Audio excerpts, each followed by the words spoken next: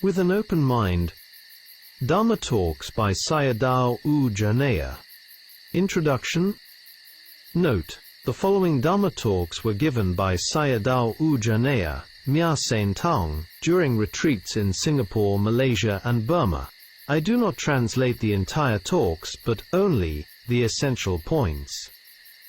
Sayadaw Jhaneyya was trained in the Mahasi system, yet he was an open-minded practitioner with extensive Dhamma knowledge. After becoming a meditation teacher, he frequently drew upon Mogok Sayadaw's Dhamma talks in his own instruction to yogis. Today he is well known, both within Burma and internationally.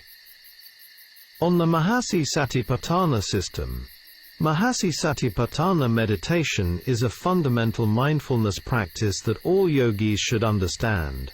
The effectiveness of this system is evident in its longevity and widespread adoption. The first meditation center of this lineage appeared in 1911, in Myo Hla town, where yogis U Sandun and others invited Mingun Sayadaw Narada to teach. He taught there for 2 years. From there, the method spread to many towns and cities.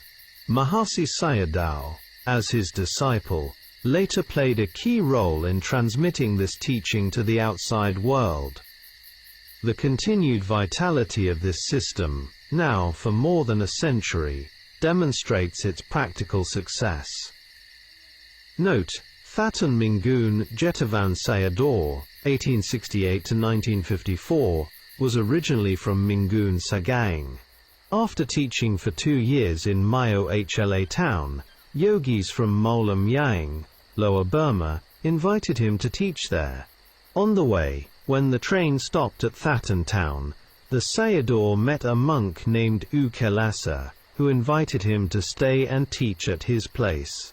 Gradually, more and more people came to practice.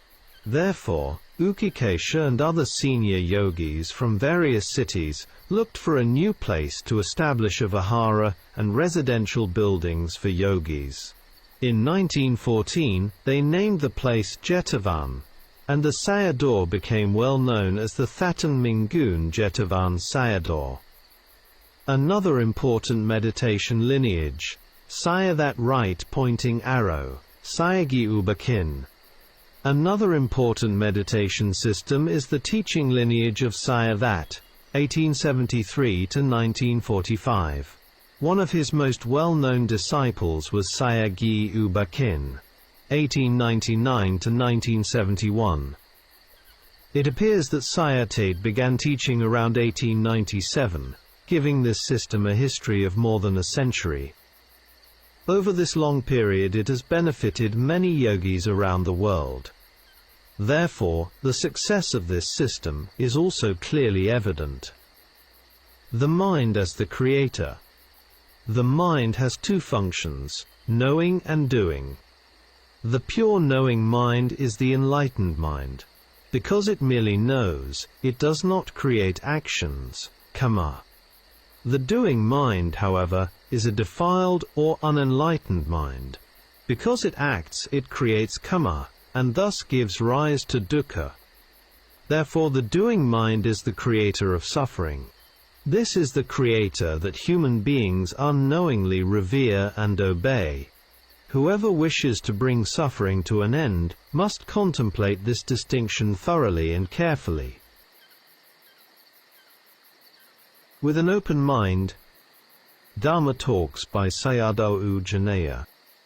Dhamma Talks given in Singapore. The following 4 talks were given in Singapore in 2008. Talk 1, on latent defilements and submoments. The latent defilement operates in the unknowing mind. This unknowing mind does not clearly discern the 3 submoments of phenomena: arising, presence, and dissolution. The active mind, jhana, however, does have the 3 submoments. This is anicca. Kama, here referring to kamic energy, also does not itself possess 3 submoments. Kilesa and kama exist as accumulated energy, but volition, cetana, is anicca. Energy itself is not directly known as anicca. However, when conditions are fulfilled, it produces results. These are inconceivable dhammas, and cannot be grasped conceptually. On pain and noting practice. In some modern books it is said that yogis should not contemplate painful feelings unbearably. For someone who has not yet practiced sufficiently, it is not helpful to engage in such contemplation. In the beginning stage, pain may overwhelm the yogi. Later, pain and noting may appear to proceed in parallel. Eventually the noting becomes stronger than the pain, so that the yogi can clearly note the pain and it becomes bearable. This has been observed, for example, among Thakur Sayadaw and his yogis. On distinctness of objects in noting. At the beginning of noting, contemplative objects may be distinct or indistinct. For example, during sitting, sensations such as touching may not initially be clear.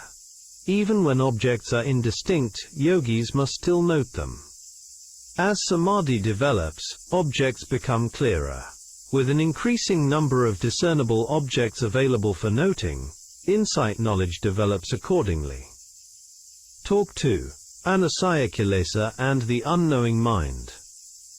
Anusaya-kilesa, latent defilements, reside in the unknowing mind, and are latent within living beings throughout the round of existence, samsara. Defilements that arise through sense objects and sense doors are called aramanika kilesas, defilements conditioned by objects. Practice in daily life and in retreat. In daily life, it is often not possible to note phenomena continuously. When continuous noting is not feasible, one should at least reflect upon the three universal characteristics, or contemplate Dhamma. This point is very important. In daily activities, such as speaking with others, one can develop goodwill, metta, compassion, karuna, appreciative joy, mudita, and equanimity, upekkha. Other activities, such as traveling or waiting for a bus, can also be used for reflection. However, in a meditation center, continuous noting can and should be practiced more fully.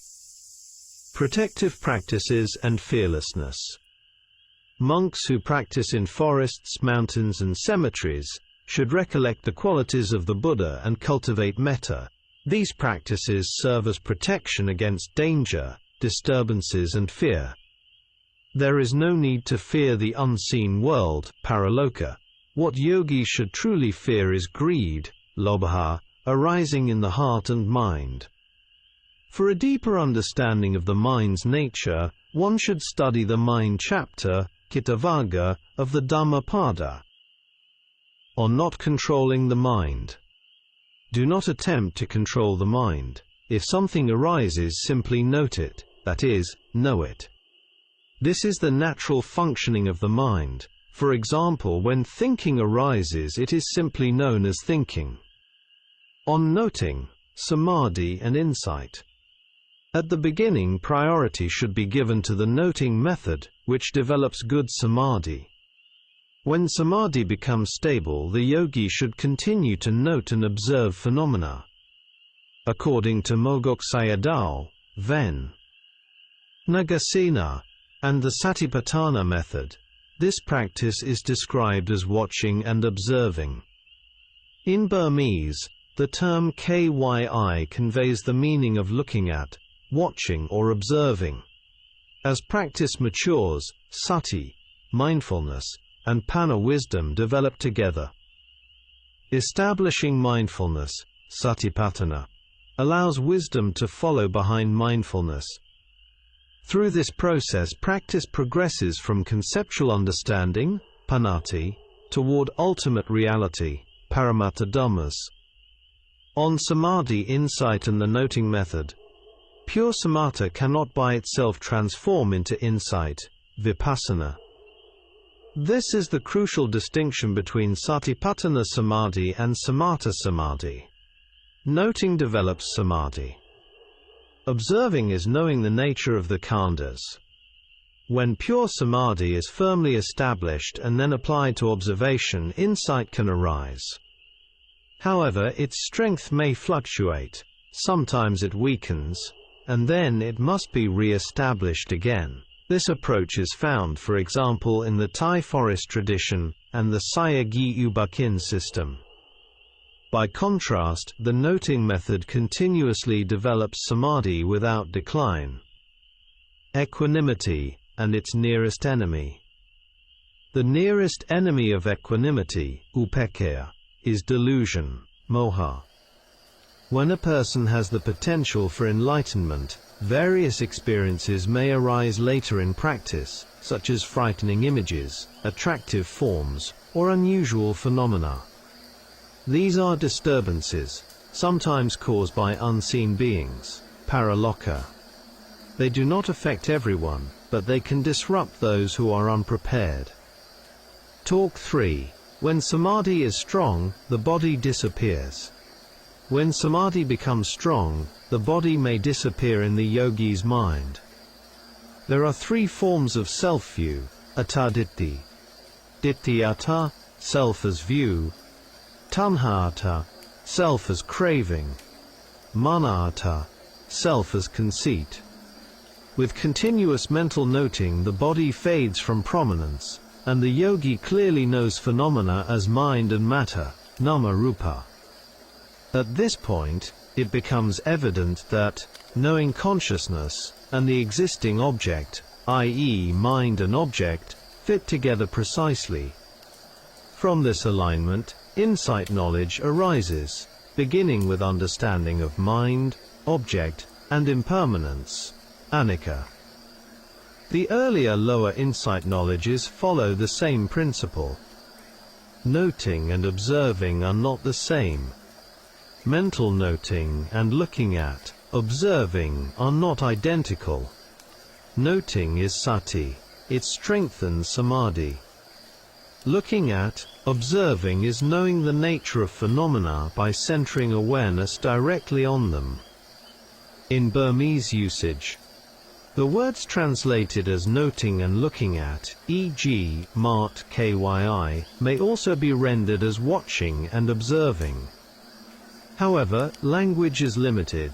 Some experiences cannot be fully captured by words. Therefore, one should not become lost in concepts or arguments. The best way is direct seeing. Simply do the practice. On noting, centering, and the balance of practice.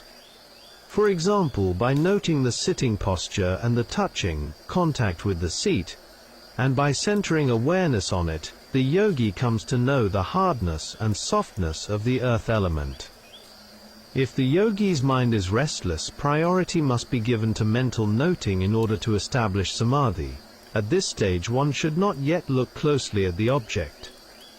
Later, as noting is maintained and samadhi develops, the jhana factors, such as rapture, piti, happiness, sukha, and tranquility, may arise naturally. Mahasi Sayadaw's instruction. In Mahasi Sayadaw's teaching, the practice consists of noting and centering on the object. The Burmese term for centering on is shusite. Mental noting and looking at, observing, must remain in balance. Some yogis only look at, observe objects. Others only note. Both extremes prevent progress. Merely observing tends toward imagination and conceptualization. Merely noting, without observation, does not lead to insight knowledge, panna. Therefore, sati, mindfulness, and panna, wisdom, must develop together. That is, the path factors must function in unison. Essential principle. Noting stabilizes the mind. Observing reveals the nature of phenomena. When they are properly balanced, insight can arise. Important note. To gain a clear and correct understanding of Talk 3, reference should be made to Mogok Sayadaw's Discourse, Part 6, Two Views on Insight, delivered on the 12th of September, 1961. Talk 4, Difficulties in Practice and the Right Path. There may be difficulties in practice. If the path is right, even if one does not arrive quickly, one will arrive gradually. Whether contemplation seems good or not good is not the main issue. What matters most is that one is on the right path. If samadhi develops, the yogi should continue the sitting. If one stops while samadhi is present, the next sitting may not be as good. This highlights the importance of non-reaction, the middle way, and letting go. Latent defilements will inevitably arise and disturb the yogi at any time. This is their nature. The duty of a yogi is not to remove them by force, but to contemplate them with equanimity, effort, and the four bases of power. In practice, effort is essential. This corresponds to the four bases of spiritual power, iddhipada. Desire, chanda, must be strong and wholesome. Mind, citta, must be firm and stable, that is, samadhi. Effort, virya, must be consistently applied in practice. Investigation or discernment, vimamsa, is the act of noting by centering on the object.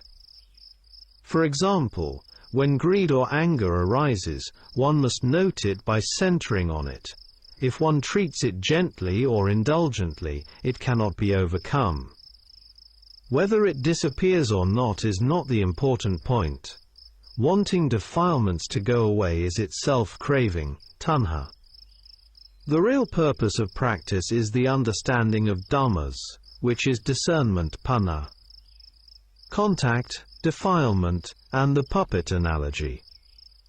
An important point here is this: whenever objects and sense doors make contact, they touch the unknowing mind, where defilements such as delusion or ignorance are present. These defilements arise and disturb us. It is like a puppet show. We do not see what is happening behind the scenes. We do not see lobhatana, greed and craving, pulling the strings behind our actions. By contemplating this deeply, one can understand the nature of defilements and the ways human beings react to them. Much can be learned from careful contemplation of these patterns. The three unwholesome roots. The phenomena of greed, anger and delusion can overwhelm the knowing mind. Because of this, we often do not truly know or see what is happening. If we contemplate thoroughly how human beings relate to these three unwholesome roots, we can understand the sufferings and problems of the world. With an open mind. Dhamma Talks by Sayadaw Jhaneyya. Why should we cultivate insight? Dhamma Talks given in Malaysia. There are 10 talks given in Malaysia in 2011. I am just making notes of them and combining them all together here. Ahetukadithi rejects the cause.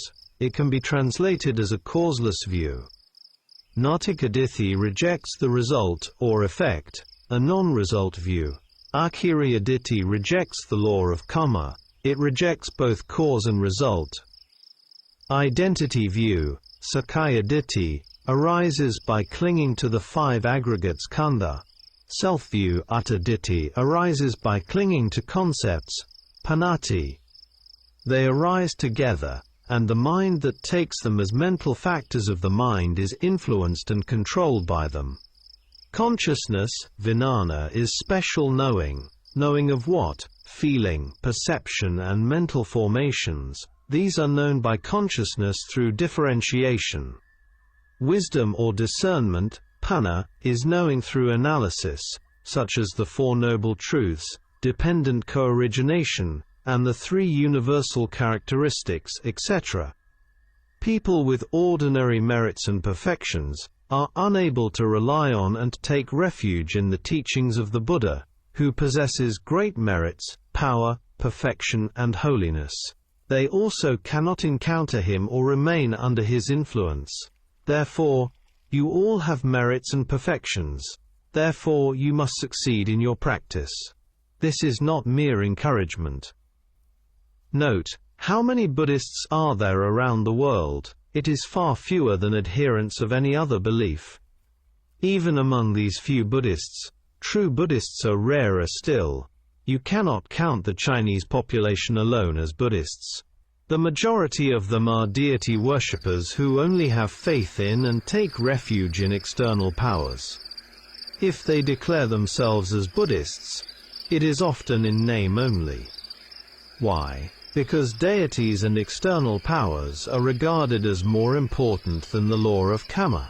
Even the Buddha cannot help everyone. He can help only beings who possess good merits and the appropriate potential. Buddhists who have noble qualities should cultivate them, rather than merely seeking the fulfillment of prayers and wishes. Therefore, they should understand the 5 noble qualities taught in the suttas, Saddha, Sila, Sutta, Kaga and Panna, and cultivate them in daily life. This leads to the 7 noble treasures, the becoming of a noble person, and the ending of dukkha. Buddhists who wish to examine whether they possess merits and perfections can do so without difficulty if they have knowledge of the suttas. There are 2 suttas relevant to this topic: the 8 faults of inopportune moments, in 8.29, Akana Sutta, and the 5 rarities, in 5.143, Sarandada Sutta. I would also like to refer to a Dhamma talk by Mogok Sayadaw, Part 14, The 5 Rarities, the 5th to the 7th of April 1962. Contemplation of painful feeling does not imply self-mortification, rather, it is to understand the nature of Vedana. This explanation is related to criticism of a lay teacher who taught Dhammanupassana Satipaṭṭhāna while overemphasizing it on the middle way. Sayadaw Jhaneyya did not accept this approach. Sayadaw Jhaneyya continued to discuss Tai-in Gu Yogis, experiences during Anapanasati meditation. See my translation of Jhaneyya's teachings. At the beginning of practice, both body and mind are painful. With extensive contemplation, the body may remain painful but the mind does not.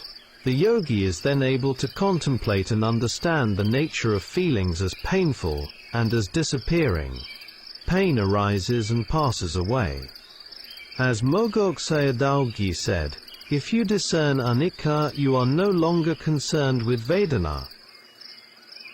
There are 4 types of full awareness: sampajana, full awareness of the purpose of one's actions, full awareness of the suitability of one's means, full awareness of the domain, that is, not abandoning the subject of meditation, and full awareness of reality.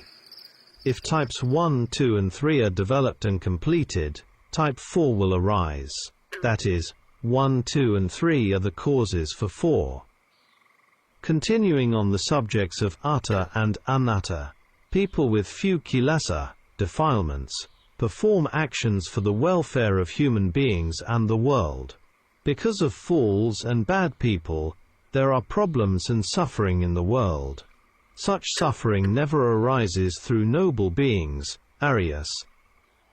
Someone with sharp wisdom who becomes an arahant in a single sitting also begins from the lower path knowledges, but passes through them too quickly to be discerned one by one. It is like using a very sharp-pointed nail on a pile of paper and striking it forcefully with a heavy hammer. The iron nail passes from the top to the bottom very quickly. Mention is made of experiences of the 4 elements in practice. If the 4 elements change, yogis may have doubts without the knowledge of full understanding of what is known, nata-parina. This point is very important. Mogok Sayadaw reminded us of this frequently in his many talks. Yogis can be obstructed by wrong views in their practice. This can happen in many ways when pavana is developing and one is near realization. It is important not to give up. If one gives up, the practice will collapse. Therefore, in Mahasi Sayadaw's Dhamma verse, do not be concerned for the body and life to be treated cruelly. Note, no one dies in practice, only the body shows its cruelty through change, viparinama. Yogis also have to show their cruelty to the Kailasas. Usan Luin Vinay. Adhikaramsi also mentioned a Dhamma quotation in Yuba Kin's place as follows: "Don't be concerned about it. With the concerning mind, it, the bowl of oil, will be slanted and overturned." He already had a great deal of Dhamma knowledge at that time and was familiar with Mogok Dhamma, so he emphasized the importance of Nata Parina. At that time, external disturbances were able to come in and destroy the practice, that is, worldly dhammas and unseen beings. When pain becomes stronger, wanting to change is the mind. Not wanting to change is also the mind. The nature of the mind is quite strange. When the noting mind becomes strong, it overcomes the mind that wants to change. This is done by noting the changing mind. A defiled mind is used to overwhelm the knowing mind. In worldlings, the defilement of mind is very strong. Because of long and powerful samsaric existence, it may be rotten inside. Meditation is a battle against the enemies of defilement. Therefore, whatever arises is to be overcome by noting. Yogis come to understand defilements by noting defiled states of mind and knowing them. This understanding arises from development, bhavetaba, knowing, abandoning and realization. Vipassana insight is the practice of knowing oneself. To know oneself is the Buddha's way, the Dhamma way, or the Aryan way. To know external beings and things is the worldly way, the defiled way. Most world leaders and politicians cannot protect themselves or others, including nature. Most worldlings are full of darkness, the 5 kinds of darkness, ignorance, and delusion. Therefore, there are many problems, and much suffering continuing again and again. Only Dhamma education can make humans free from problems and suffering. Otherwise the human realm declines toward hell, animal and ghost realms. These also become their future destinations. Dharma reflection. Do mind and body have the same value? Today I and my kapiya, lay attendants, were talking about a water heating machine and complaining about the low quality of most modern products. These products do not last long and are easily damaged. Today, humans are more centered on money than on quality, including the quality of themselves. In the past, business people talked about quality rather than quantity. Today, it is the opposite. Then the kapiya suddenly made a remark. Even the body can die at any time. Why should the machine not break? He missed my point, so I responded. If you take the body and the mind as having the same value, you will never progress. This point is very important for humans to contemplate thoroughly, for their own welfare, for others, and for nature. Human evolution must be based on this understanding. Otherwise, it leads to devolution. In the Khuddaka Pali, there is a very important sutta for every human being, namely the Nidikanda Sutta. For me it is as important as other suttas, such as the Mangala Sutta, the Metta Sutta, and the teaching on the law of karma. Previously I did not know that monks used this sutta to teach lay people. Recently I listened to a talk given by Sayadaw Ukasama, Sagaying, based on this sutta, using the similes of the body as a clay pot and merits as gold pots.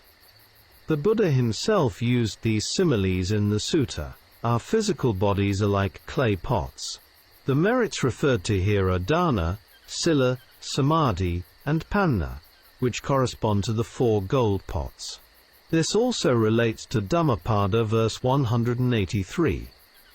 The non-doing of all evil, the cultivation of what is wholesome, the cleansing of one's own mind, this is the teaching of the awakened ones, all Buddhas.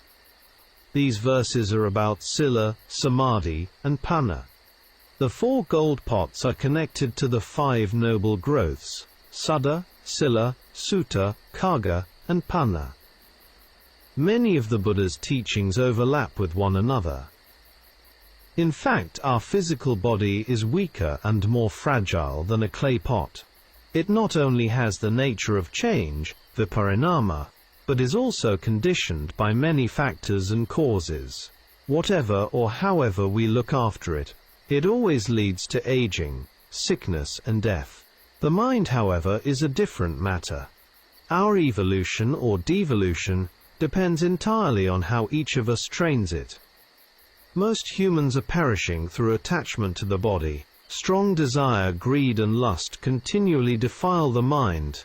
People cling strongly to lowly momentary pleasures, engaging in all kinds of unskillful actions, of mind, speech and body, day in and day out, except when asleep. In this way they create suffering for themselves and for others.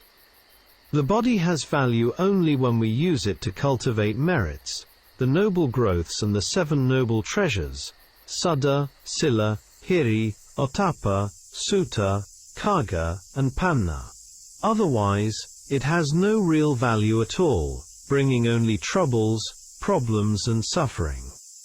Therefore the Buddha reminded us that the permanent homes of most living beings are the woeful planes of existence. According to the Buddha, whoever possesses the 4 gold pots, merits, and fulfills the 4 powers of success, iddhipada, in the highest sense, may even become a Sammasambuddha. Otherwise, if we treat the body like a devoted slave, while constantly nourishing the defiled mind, we will inevitably encounter great suffering. Every human being comes into this human world only temporarily. During the time of the Buddhasasana, people have the chance and the choice to decide which path to follow. One may choose suffering for oneself and others, or happiness for oneself and others.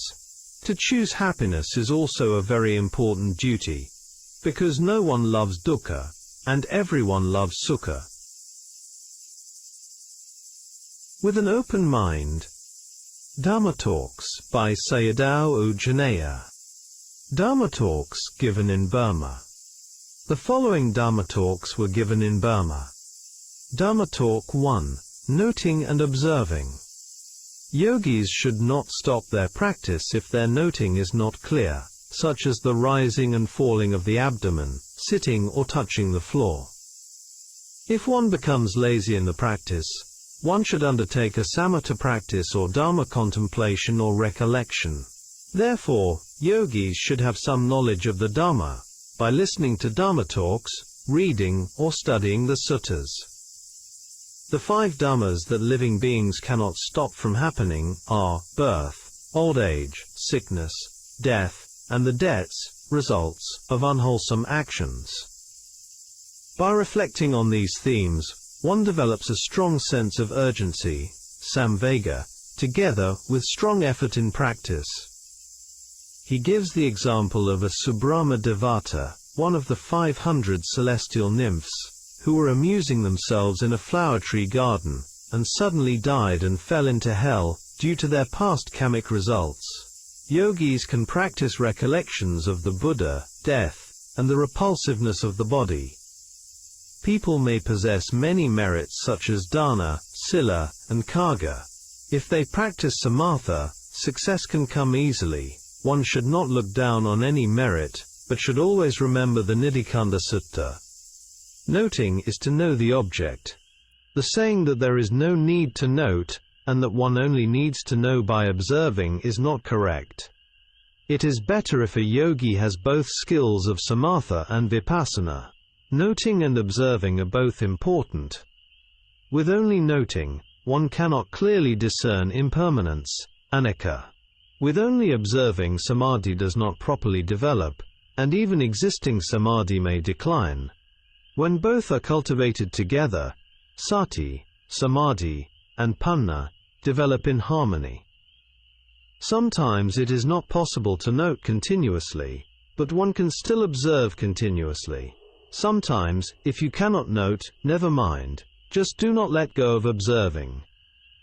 Merits based on greed, craving, give worldly results, but one has to be careful, as one can create demerits again, e.g., devadatta, ajatasattu, etc. Merits must be the perfection, paramai, of relinquishment. If one does not cultivate perfection together with knowledge, it will lead to suffering. Note, Tipitaka Sayadaw, in a Dhamma talk, said, "The perfection merits of the Bodhisattva are greater than all the merits made by all living beings. The main cause is his intention and resolution solely to become a Buddha, for enlightenment alone. Therefore his merits are never wasted and only increase more and more. All other beings possess only ordinary merits of various kinds." Therefore Mogok Sayadaw always warned his listeners to perform merits for perfection, which lead more quickly and surely to realization, and not to waste them, or turn them into hindrances through a greedy mind. In practice, yogis must have the courage to practice relinquishment. One must turn away from kinds of happiness that lead to dukkha, e.g., indulgence in sensual pleasure, indulgence in hedonism. Do not turn away from dukkha by avoiding it, but understand dukkha as dukkha. Worldlings, however, do the opposite. They are slaves of tanha. Right practice comes from right knowledge. Therefore one has to study the Dhamma through listening and contemplation. E.g., Mogok Sayadaw's Dhamma Talks. A yogi who wants to end dukkha should stay with the objects of samatha or vipassana every day, and should not waste time on defilements. For example, in the Thai forest tradition, the object of mantra, Buddho, is well known. In the Chinese tradition, Amitabha, Amitabha, is widely practiced. This is a very important point for yogis. See many stories of the Buddho mantra in Ajahn Mun's biography, and among his senior disciples, as well as hill tribe practitioners, showing how it was used in daily practice. For example, Ajahn Mahabua and Ajahn Jyakundo. With an open mind. Dhamma Talks by Sayadaw Jhaneyya. Dhamma Talk 2. Realization comes from right attention. Ditthi is the main enemy, the defiled mind. If one cannot abandon wrong view, one cannot abandon craving, greed and lust. This explains why humans are becoming increasingly greedy. Material progress has brought many problems and much suffering. The cause of no progress in Dharma practice is improper attention. Another important factor is neglecting the practice for various reasons. Only with right attention can one put effort into the practice and walk on the right path. Many people fall into superstition and rely on outside powers, even doubting the law of karma. This can be seen even among some Chinese Buddhists.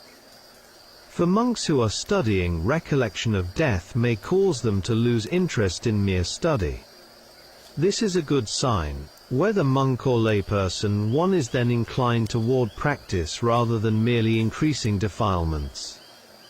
In the past, a novice listening to the Devadutta Sutta, Divine Messengers Sutta, MN 130 Majjhima Nikaya, developed a strong sense of urgency, samvega, and became fearful. He requested permission from his teacher to practice first, and only after attaining the first stage of realization did he continue his studies.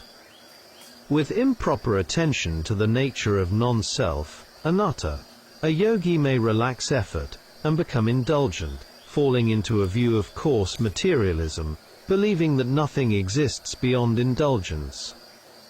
In reality, anatta refers to the phenomena of cause and effect. Renunciation, nekkhamma parami, is the effort to make greed, anger and delusion diminish. It is also included within other perfections. For example, practicing dana must be directed toward nibbana, where lobha, dosa and moha are extinguished. Giving in this way produces the proper result, because it is free from defilements. It must be accompanied by the noble aspiration for nibbana alone.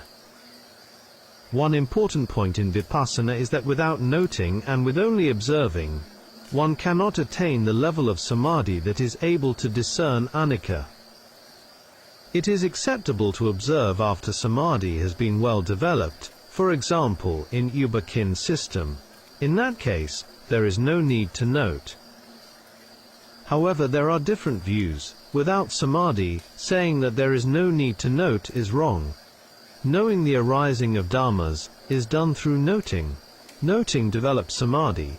I am concerned that if one follows the wrong approach, when insight into anicca becomes sharp, quick, and mature, one may no longer be able to note it. When relying only on observing, the process may become slower and weaker, and one then needs to return to noting. Because of the method, things can go wrong. I myself have experienced this before. If one relies on observing with samatha samadhi, samadhi may gradually weaken, and insight into anicca may also weaken.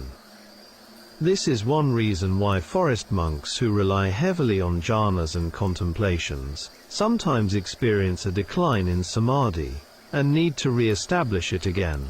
This is also seen in Ubakin system. Here, the Mahasi system is effective because it is based on vipassana samadhi. After samadhi has been attained by whichever method, if one continues noting in the Mahasi way, samadhi will not fall down. Mental noting without observing is also not correct. At times, when it is possible to note, one must note. When it is not possible, one should simply observe. If one understands what has happened to the khandhas, that becomes knowledge. Therefore, one should note and observe only what is known. In this way, knowledge develops more quickly. Noting prevents the mind from running away by regulating samadhi. In some situations one cannot note, so one has to observe instead, for example when talking with others. Why is it necessary to note objects? It is to remain with the present moment, and to know the changing nature of the present moment. For this reason we have to note. During the noting process, yogis discern anicca. At first yogis only know the arising of phenomena, and cannot immediately discern anicca. Later, when samadhi becomes strong, the discerning of anicca follows. One should not compare oneself with Mogok Sayadaw, because he possessed very sharp knowledge. According to Sutta, it was mentioned to discern anicca, its disenchantment, and its cessation. Mogok Sayadaw also taught in the same way but did not mention about mental noting. Here Sayadaw Jhaneyya emphasized the importance of noting before the discernment of anicca. Note, there are monks who interpret Mogok Sayadaw's way of practice differently, including teachers from the Mogok tradition. Many talks by Mogok Sayadaw never described the practice in detail from beginning to end. From the accounts of his close disciples, whether monks, lay practitioners, there is no mention of either a brief or detailed description of his practice methods. Only U Kiao Thane once referred to his practice under the Sayadaw's guidance, yet his account merely outlines key points, which appear in the Sayadaw's brief biography. This was a great loss for Buddhists. From the study of his Dhamma Talks and his two biographies, i.e., by U Kiao Thane and Sayadaw Ugosita, as well as from my own understanding, I hold a different view. In fact, U Kiao Thane is the best candidate to write a complete biography and account of Sayadaw's teaching. From my contemplation, Sayadaw was not a Sukha Vipassana yogi but rather a Samatha Vipassana yogi. There is evidence of this in some of his talks and biographies. Sayadaw possessed the skill of mind reading, and could predict certain future matters. In his daily activities, he did many things without using clocks, yet always knew the exact time. Near his final passing away, Sayadaw was receiving unseen or divine beings 4 times, namely on the 11th, 14th, 15th, and 16th of October 1962. On the 17th he passed away and entered eternal peace. To communicate with divine beings, jhanic power is required. Please read Ajahn Mun's biography by Ajahn Mahabua at forestdhamma.org/books/. If one truly discerns anicca, one may later encounter rapture, happiness, tranquility, light, and so on, i.e., the 10 insight corruptions. With continued noting, arising and vanishing occur instantaneously. When knowledge becomes sharper, one may no longer see the arising, and perceive only the vanishing. For example, when noting rising and falling, i.e. the breath passing through the abdomen, one may not see the beginning of the rising but only the end of the falling. During noting, the yogi has to note the prominent object. He has to give preference to noting the internal process of the khandha, when there are, as example, bodily pain, and external sound arising. He has to neglect the sound. After the pain has disappeared, and there is no prominent internal object, note the external one. If mental sign objects arise, note them as well. If they do not disappear, do not pay attention to them. Instead, contemplate an internal object, such as in and out breaths, or touching and knowing, i.e., sitting. If one becomes interested in them, i.e., external signs, they do not vanish. Worse than external objects are one's own imaginations. With an open mind. Dhamma Talks by Sayadaw Jhaneyya. Dhamma Talk 3, The Noble Dhamma of the Buddha. A Christian missionary school in the US invited Sitagu Sayadawgi to give a talk. The preacher who invited the Sayadaw always carried the Dhammapada, and used it to give talks based on the essence of the Dhamma contained therein. The Dhammapada text is one of the most popular and favorite books in the world. Its effectiveness has had a great impact on Buddhists and non-Buddhists alike. The Dhamma contains universal truths. It never becomes wrong or outdated. It was taught by the most noble being, and the wisest person on earth. If we follow it, we can solve human problems and sufferings for ourselves and others. If defilements arise and you are able to contemplate them, simply contemplate them. If you cannot overcome them, then reflect on or recollect the Dhamma. The benefits of Dhamma practice are: in this life, overcoming sorrow and lamentation, freedom from painful states, apayas, arrival at good destinations, sugati, great knowledge and discernment, enabling realization of both path and fruit. Here, he is encouraging people to learn everything that supports the practice, and to choose any meditation system that suits one's character. Yogis should often listen to teachings on ways of contemplation that lead to correct practice. Noting relates to perception, sana, and mindfulness, sati, while observing relates to discernment, panna. When both are developed together, they support right understanding and progress in practice. In the beginning, the practice progresses through sati and panna, with much noting and knowing of the nature of phenomena, which leads to discernment. We have to live our lives in order to gain merits, kusala dhammas, general knowledge of the Dhamma, and insight knowledge. For success in any task, the following are necessary. One must have noble desire, chanda. Here, compassion and discernment are important factors.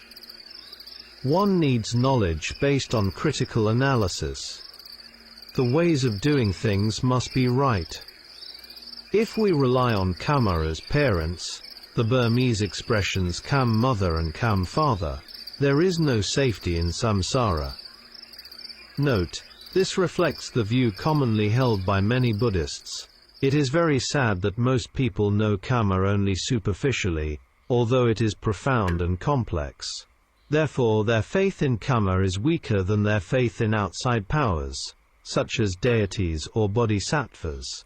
As a result, they believe in and rely on wrong practices and superstitions. One important point in insight practice is noting and observing. Noting develops sati and samadhi, while observing develops discernment, panna. Noting and focusing on the object develops insight. With only noting, samadhi is developed but discernment is not yet fully included. When samadhi develops further, the yogi begins to know the sabhava lakkhana, the intrinsic characteristics of mind and matter, and later, discerns anicca. Asking yogis to practice noting and centering on the object is to help them know the nature of paramattha dhammas. In both noting and observing, noting is often more tedious. For example, try to note the entire process of eating food. Most people eat with moha all the time, deceived by defilements such as lobha. Thus, they only know gratification, asada, sukha, and not its danger, adinava, dukkha. Ledi Sayadaw taught that every worldly pleasure, sukha, is oppressive, surrounded by two kinds of dukkha, before and after. One can find this out for oneself through daily life experience. Every Dharma teaching can be directly verified in this way. Noting is knowing the arising nature of phenomena. At first, noting knows the nature of phenomena, and later discerns anicca. Noting and observing are the seeds of the path factors, and should not be looked down upon. He mentioned stories of some children who practiced the Mahasi system, and could describe their direct experiences in simple ways, despite having no knowledge of books, similar to Sun Lun's Sayadaw. When monks tested them, they were able to enter fruition states. According to Ledi Sayadaw, in the time of the Buddha there were more lay people who became Aryas than monks through Satipaṭṭhāna meditation, that is, Sukha Vipassana. In Samatha Vipassana there were more monks than lay people. There were also more divine beings who became Aryans than humans. The discernment of anicca in feeling is seeing pain as arising and vanishing. When this process continues, gaps appear between experiences, therefore yogis can bear pain. For example, pain arises, it is noted and observed, and then it vanishes. In samatha practice for jhanas, when the body becomes tired or painful, yogis may change posture. However, in insight practice, yogis practice patience and endurance. Only through this can one truly know the nature of the khandhas. At Tauku Meditation Center, yogis are required to sit for at least 3 hours. This well-known Vipassana center is located in Tauku Village, Mudon Township, Mon State. Tauku Sayadaw was similar to Sun Lun Sayadaw. He had been a village man before, and had a family. His teacher was not Mahasi Sayadaw, but like Mahasi Sayadaw, both had the same teacher, Thatham Mingun Jetavan Sayadaw. He was also known as Mulmain Sayadaw because his monastery was located there. Two Sri Lankan monks, Soma and Kaminda Tharas, practiced Vipassana under his guidance before World War II in Mulmain city. They were two of the 3 translators of the Path of Freedom. They were influenced by a monk, and later changed their views on the Satipaṭṭhānas system. Some elderly women were even able to sit for 5 to 6 hours. If yogis are patient, their practice can overcome painful feelings. This is not an exaggeration. In Thai forest monasteries during 1 Phra Uposatha days, village grandmothers often sit for many hours, sometimes spending the whole night practicing, but not the layman, whereas even some monks may rest for short periods. There are often more women than men, listening to Dhamma talks, and participating in meditation retreats. Women generally have more opportunities to accumulate merit than men, as daughters, wives, mothers, and grandmothers. Every morning, those who prepare and offer food to monks are mostly women. Some are even young girls. As human beings, women often accumulate more merit than men. This may be one of the main reasons why there are more female devatas than male devatas in heaven. Overcoming painful feelings does not mean that Vedana no longer exists. Rather, painful feeling may change into pleasant feeling or into neither painful nor pleasant feeling. When one understands the nature of feeling, one no longer fears pain. By overcoming feelings in this way, yogis are able to sit for longer periods. Thaingu Sayadaw said that insight contemplation is training for death. An experienced yogi will not fear death when it approaches. With an open mind. Dhamma Talks by Sayadaw Jhaneyya. Dhamma Talk 4, on Defilements. The following talk is based on the well-known sutta, the simile of the Great Log, Sutta, number 241, 4, Salayatana Samyutta. The majority of human beings overindulge in pleasure and gain. Only a few people, namely noble, wise and virtuous individuals, are able to sacrifice and relinquish these attachments. The first group may possess merit, but lacks wisdom and the capacity to abandon defilements. The second group possesses both visual knowledge and karana conduct. The first group includes some world leaders, politicians, and wealthy individuals. They know only how to indulge in sensual pleasures, thereby wasting their precious opportunity to benefit the world. Therefore, in the present world there are many problems and much suffering. Two qualities are especially important for spiritual growth: compassion and wisdom. Compassion gives rise to the willingness to sacrifice for the benefit of others. Wisdom enables one to act effectively and appropriately. Practitioners should understand the nature of the mind. Seeing consciousness, hearing consciousness, and other sense consciousnesses are all forms of consciousness belonging to the cognitive process, Vithikita, the knowing mind. The surrounding societies of not knowing moha strongly influence people who have three wholesome roots, tihetuka. For example, just as the child of a fisherman often becomes a fisherman, though other factors may also play a role. In essence, the mind is frequently dominated by sensual desire and defilements, which overwhelm it. As a result, yogis often give various reasons for being unable to practice. Repeated improper attention gradually becomes habit, that is, character. When there is a strong habit of indulging in sensual pleasure, this habit matures into character and clinging. Whether character becomes wholesome or unwholesome depends on attention. Character and clinging eventually become latent dispositions. When these dispositions are strong, powerful defilements, kilesa, arise. Latent defilements do not have the characteristics of arising, presence and passing away, that is, the three sub-moments. I explain these matters because yogis may otherwise take defilements too lightly, or approach them in a careless manner. Living beings take rebirth beginning with greed and craving. Latent dispositions do not exist as material entities, but as strengths of force or energy, similar to electrical or magnetic power. They continuously overwhelm the ordinary mind. For this reason all defiled minds are called unknowing minds. They are unable to properly take the object, and instead overwhelm the knowing mind, which otherwise would be capable of apprehending the object clearly. For example, when one sees a physical form, eye consciousness arises.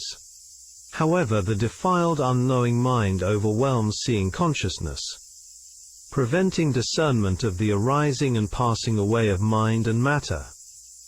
Instead, one perceives a man, a woman, a person, someone beautiful, or someone attractive, thereby missing reality. Insight meditation works to reduce the energy of defilements, that is, to battle and weaken the kilesas. Therefore I ask you to contemplate by focusing properly, not by allowing defilements to enter. When samadhi becomes well established, seeing is just seeing, hearing is just hearing, and so forth, arriving at the level of equanimity, upekkha. At that point, wanting, clinging and action do not arise. This is the cessation of kilesa, specifically ignorance, avidya, and craving, tanha, which otherwise overwhelm the unknowing mind. Thus defilements cannot be penetrated by practicing lightly or casually. Views such as, when tired one must change posture, or, when itching one must scratch, are incorrect. Referring to a meditation system taught by a lay teacher who expounds a version of the middle way.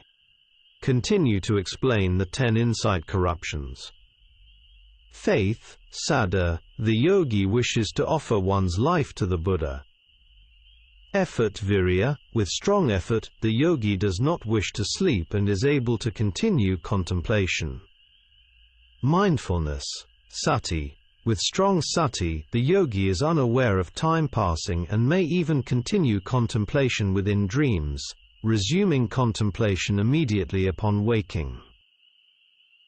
The simile of a log sinking in the middle of a river means that even though the yogi does not cling to self or others, one may still cling to one's practice of Dhamma itself. When samadhi and jnana develop, experiences such as light, rapture and tranquility may arise. Yogis may not contemplate it and take it as realization.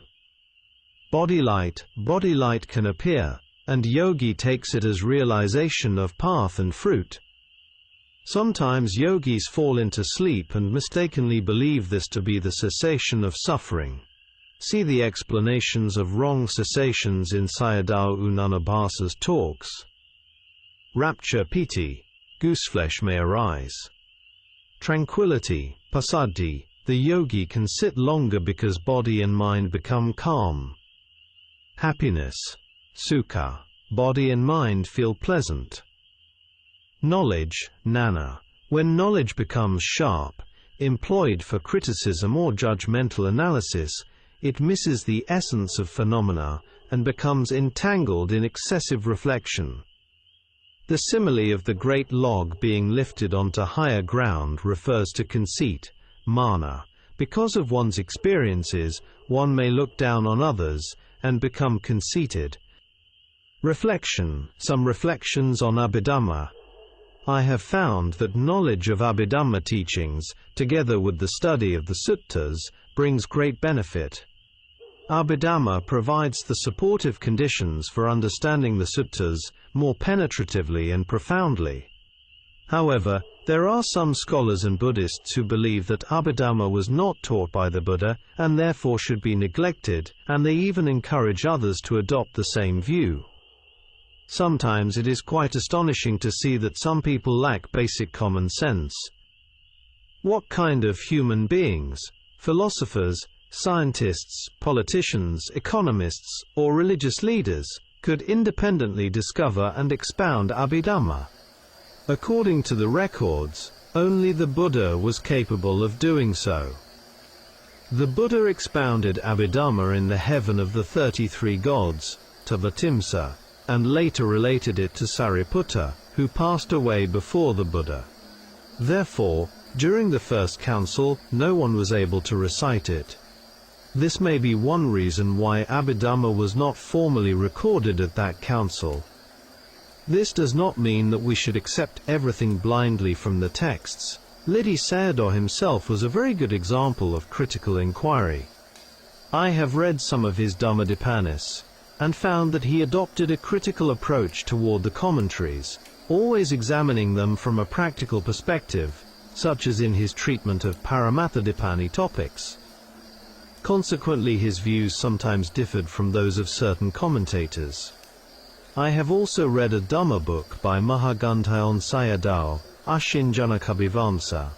This work consists of a long series of Dhamma discourses on patana, conditional relations.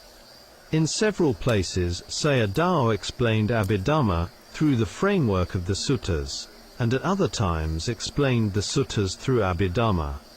In this way it greatly enhanced our understanding of the Dhamma. For the realization of Dhamma, the teachings of the suttas alone are sufficient. However, I have never encountered anyone who studied Abhidhamma and became stupid or deluded. On the contrary, such people tend to develop bright and sharp minds, as seen in figures such as Ledi Sayadaw and Mogok Sayadaw. The opposite result can also occur. People who possess a great deal of worldly knowledge, much of which is unnecessary, such as that from modern media, are often led into confusion, polluting the mind and increasing defilements, kilesi. People become lost in worldly knowledge and never progress in the Dhamma. Instead they engage in excessive proliferation and thinking. We can see the consequences of this clearly in today's world, even at the international level. A simile or analogy arose in my mind. It is like comparing the Himalayan mountain and an egg. Worldly knowledge is like an egg, whereas Abhidhamma knowledge is like Mount Himalaya. If an egg were to strike Mount Himalaya, what would happen? Only the egg would break into pieces. Anyone who uses worldly knowledge to measure the Dhamma will inevitably fail. With an open mind. Dhamma Talks by Sayadaw Jhaneyya. Dhamma Talk 5. On the Mind. Do not follow the desires of the mind, but also do not suppress or torture it. The mind takes pleasure in unwholesome objects, and will never free itself from sensual pleasures by following desire alone. If one wishes to understand the mind, one must listen to Dhamma talks and practice. The nature of the mind is difficult to train. It is accustomed to roaming among sensual objects and is quick to react. One cannot train the mind lightly, one must apply greater effort. Practice must be forceful and consistent.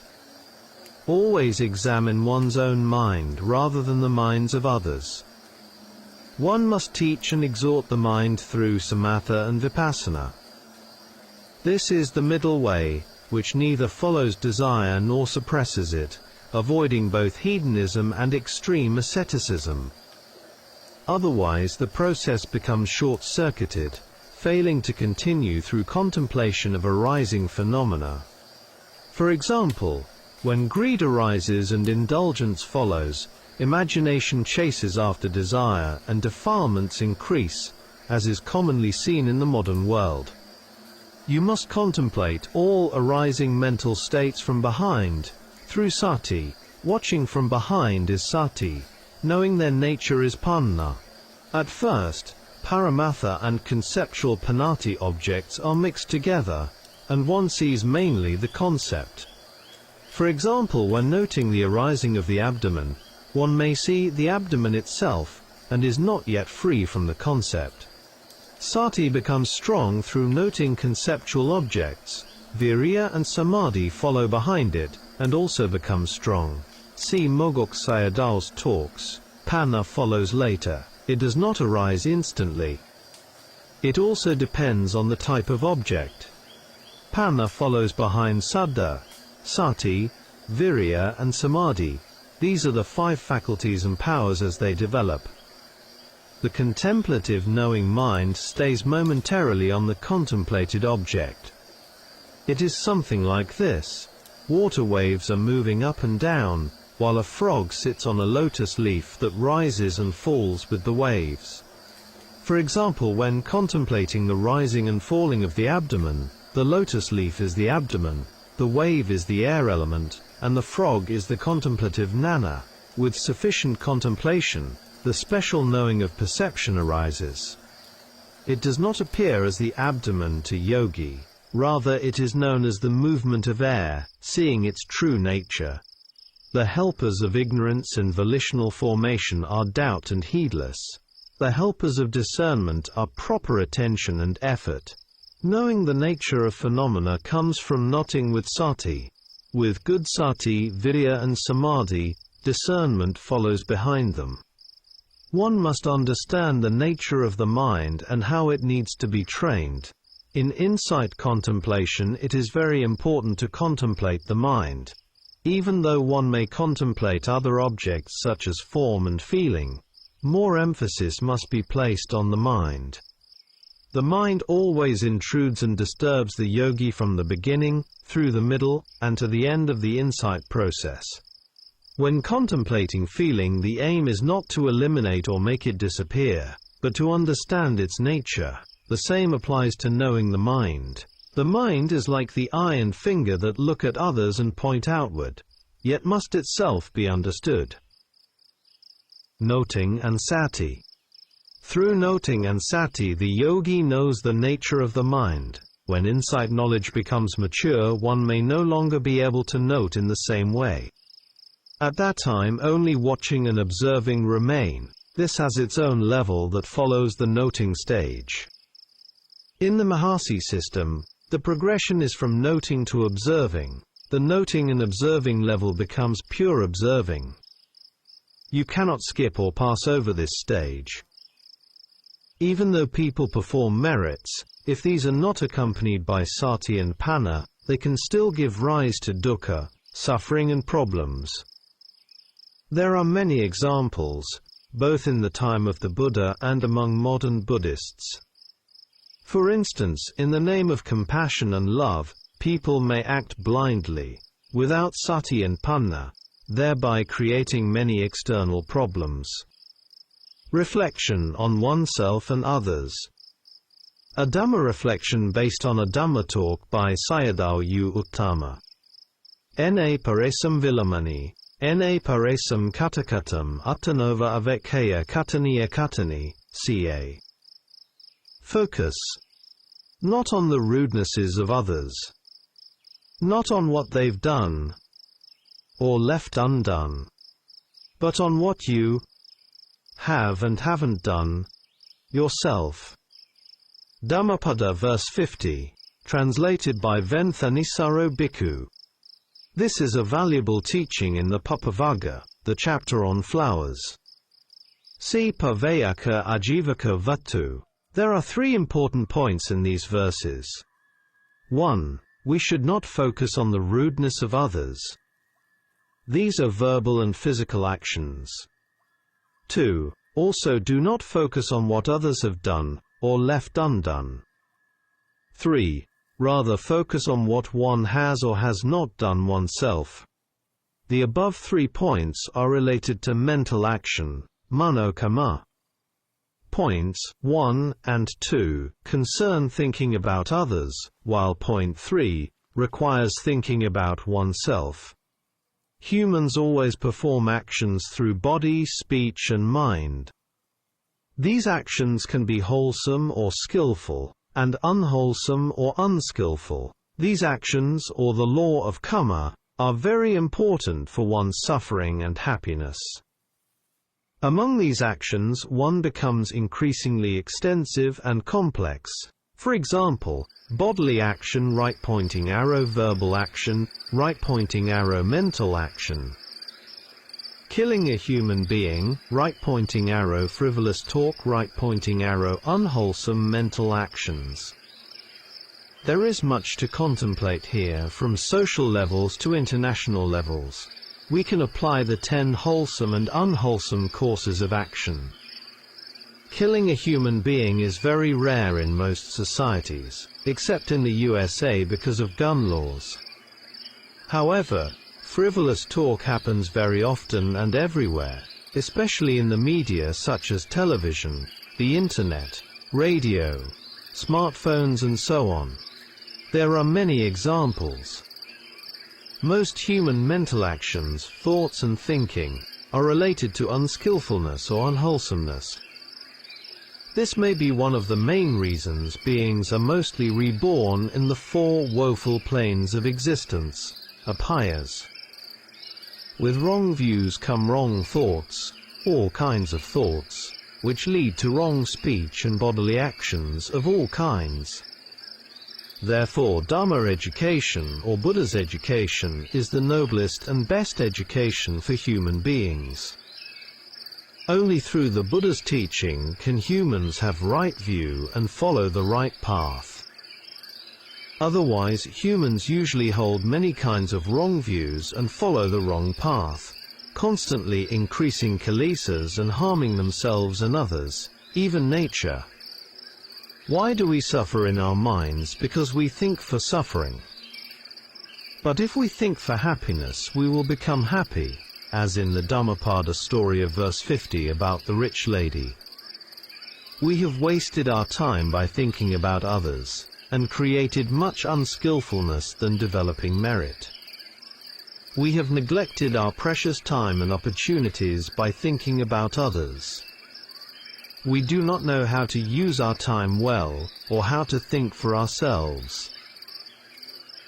In the world, we are not alone. We live among our surroundings and other people, such as family members, friends and others. Therefore, apart from oneself, all other people are others. It is very important to know how to think and behave toward oneself and toward others. This is also very practical in daily life and lived experience. Therefore, the most important point here concerns one's own true happiness, how to have proper, appropriate and wise attention in all situations. This protects oneself and also protects others, and vice versa. This is also related to directing oneself rightly, as taught in the Mangala Sutta, which describes the most important blessings or protections in this present life and in future lives to come. The well-known Burmese monk, Thapyakan Sayadaw, instructed us to follow these teachings and practice accordingly, as taught in the Ambalathika Rahulavada Sutta, Majjhima Nikaya, Sutta number 61. The essence of the instruction and practice is this: before engaging in mental, verbal or bodily actions, we must first reflect on whether the action will be beneficial or harmful to oneself and to others. Mostly when we focus on others, kilesas increase. When we focus on ourselves, kilesas decrease because knowledge arises. To support these points, I would like to refer to two Jataka stories. Jar 459 Pandita Jataka, and Jar 490 Panchupasata Jataka, both found in Volume 4. To focus on oneself is to understand oneself. This is Dhamma practice. To focus on others is the way of the world, which leads to dukkha, because we become lost in the world. The Buddha taught 10 reflections for monks. Among them, there are 3 reflections that relate to everyone, and we should often reflect upon them. These are: I must be separated from everyone and everything that is dear and agreeable to me. I am the owner of my actions, karma. I am the heir of my actions. I have actions as my origin, actions as my relatives, actions as my refuge. Whatever action I do, good or bad, that I will inherit. How am I spending my nights and days? These reflections should be contemplated again and again in our daily lives. They lead us toward wholesome directions. If we add another 2 reflections, we will have 6 in total. I am subject to aging. I cannot escape aging. I am subject to illness. I cannot escape illness. I am subject to death. I cannot escape death. See Sutta number 48, Things, Book of Tens, and Sutta number 57, Themes, Book of Fives, both in the Anguttara Nikaya. Dhammapada verse 50 can be related to the group of princes to whom the Buddha addressed his teaching. They were searching for a prostitute. This is an example of focusing on others, and on the external world, which most worldly people do. It is like a mad person collecting rubbish and thinking it is treasure. They met the Buddha, who admonished them that the most important search for human beings is not to search for others, but to search for oneself. To search for others increases defilements. To search for oneself leads to true happiness and peace. Therefore, to search for oneself is a noble search or quest. This is also a very rare duty in the Buddha's dispensation, Buddhasasana. Nobody wants suffering and stress. Everyone wants happiness and peace. Thus, this is an important duty that has two stages: to know oneself, and to care for oneself. This is the end of dukkha. With an open mind. Dhamma Talks by Sayadaw Jhaneyya. Dhamma Talks 6, on feelings. We must use meditation objects that are suitable to our individual characters. For example, a greedy character should contemplate feeling. Vedana. Feeling often manifests clearly in the body, but one should contemplate whatever feeling is arising and is most evident at the moment, as this depends on circumstances. People with anger or discernment-based characters should contemplate Dhamma, Dhammanupassana, that is, whatever arises at the six sense doors, discerning its impermanent nature, anicca. A deluded character, moha, should contemplate the body, kya. For instance, some people is used to nodding off while sitting.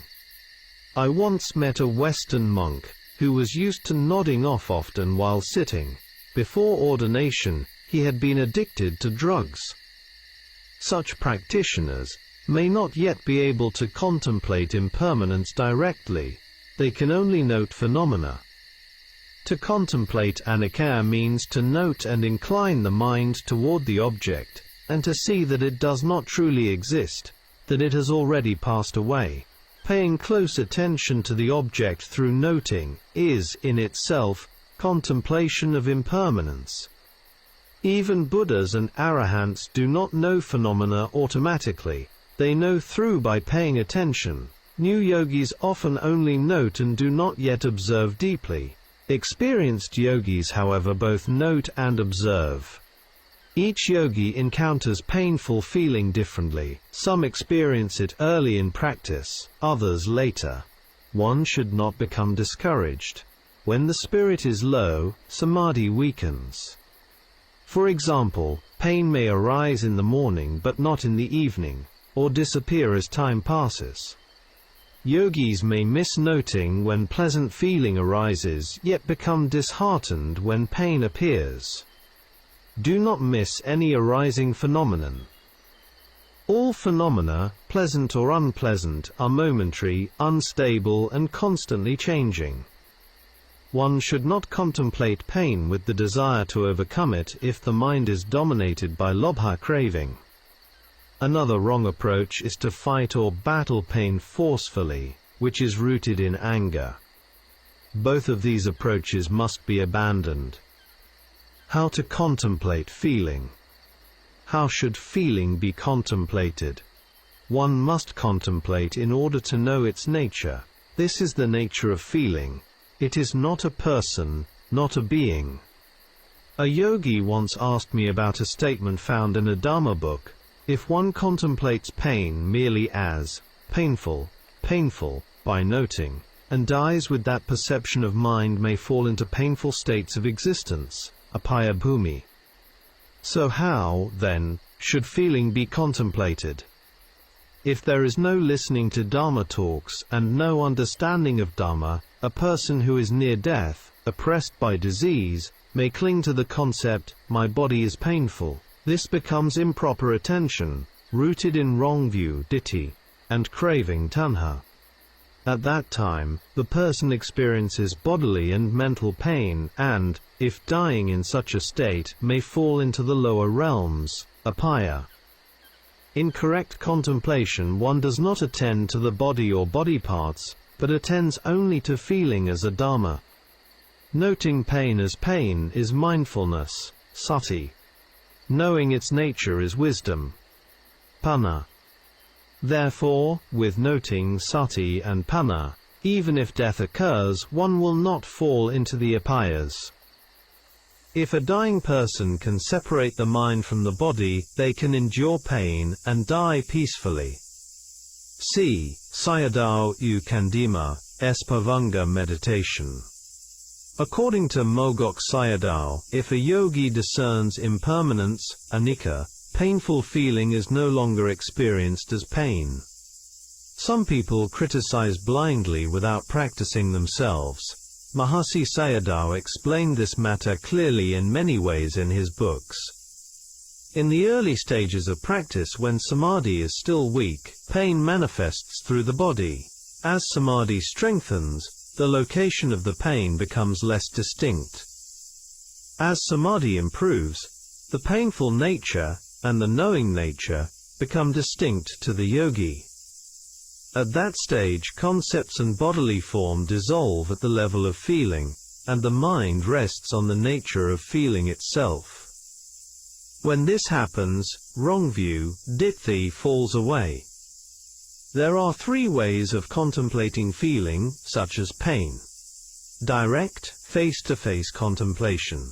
One does not avoid pain, but centers on it through contemplation. Even though it makes one become tired, one can realize Dhamma quickly. Following pain with mindfulness, happiness will arise.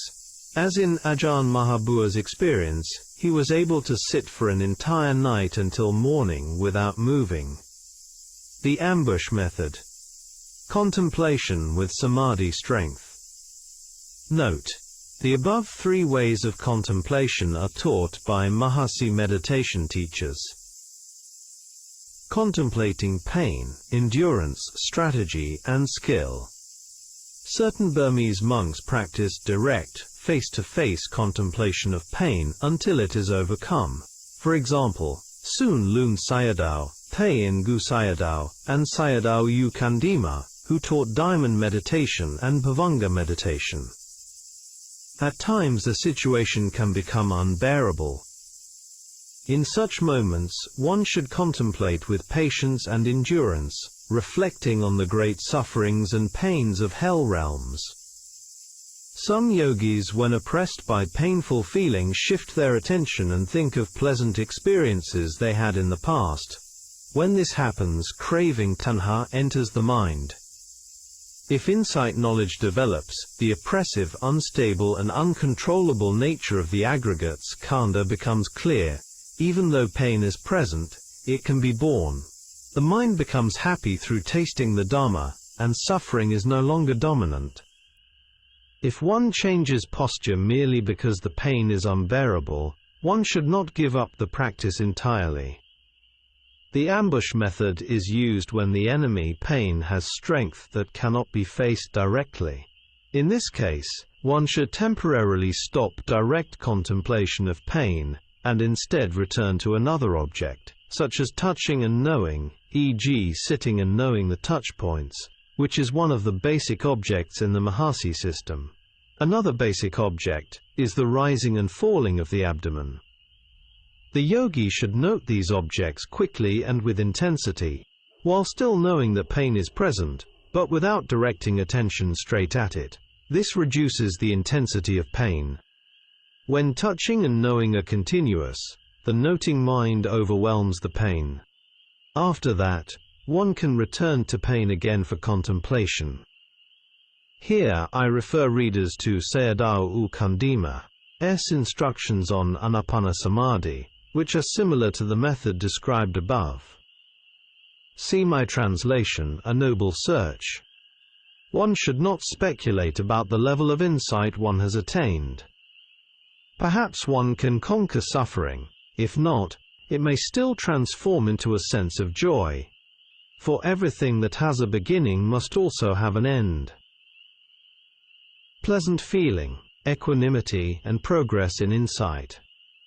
If pain changes into pleasant feeling, sukha, the yogi must also note it and should not follow it. Otherwise, the level of insight knowledge will decline.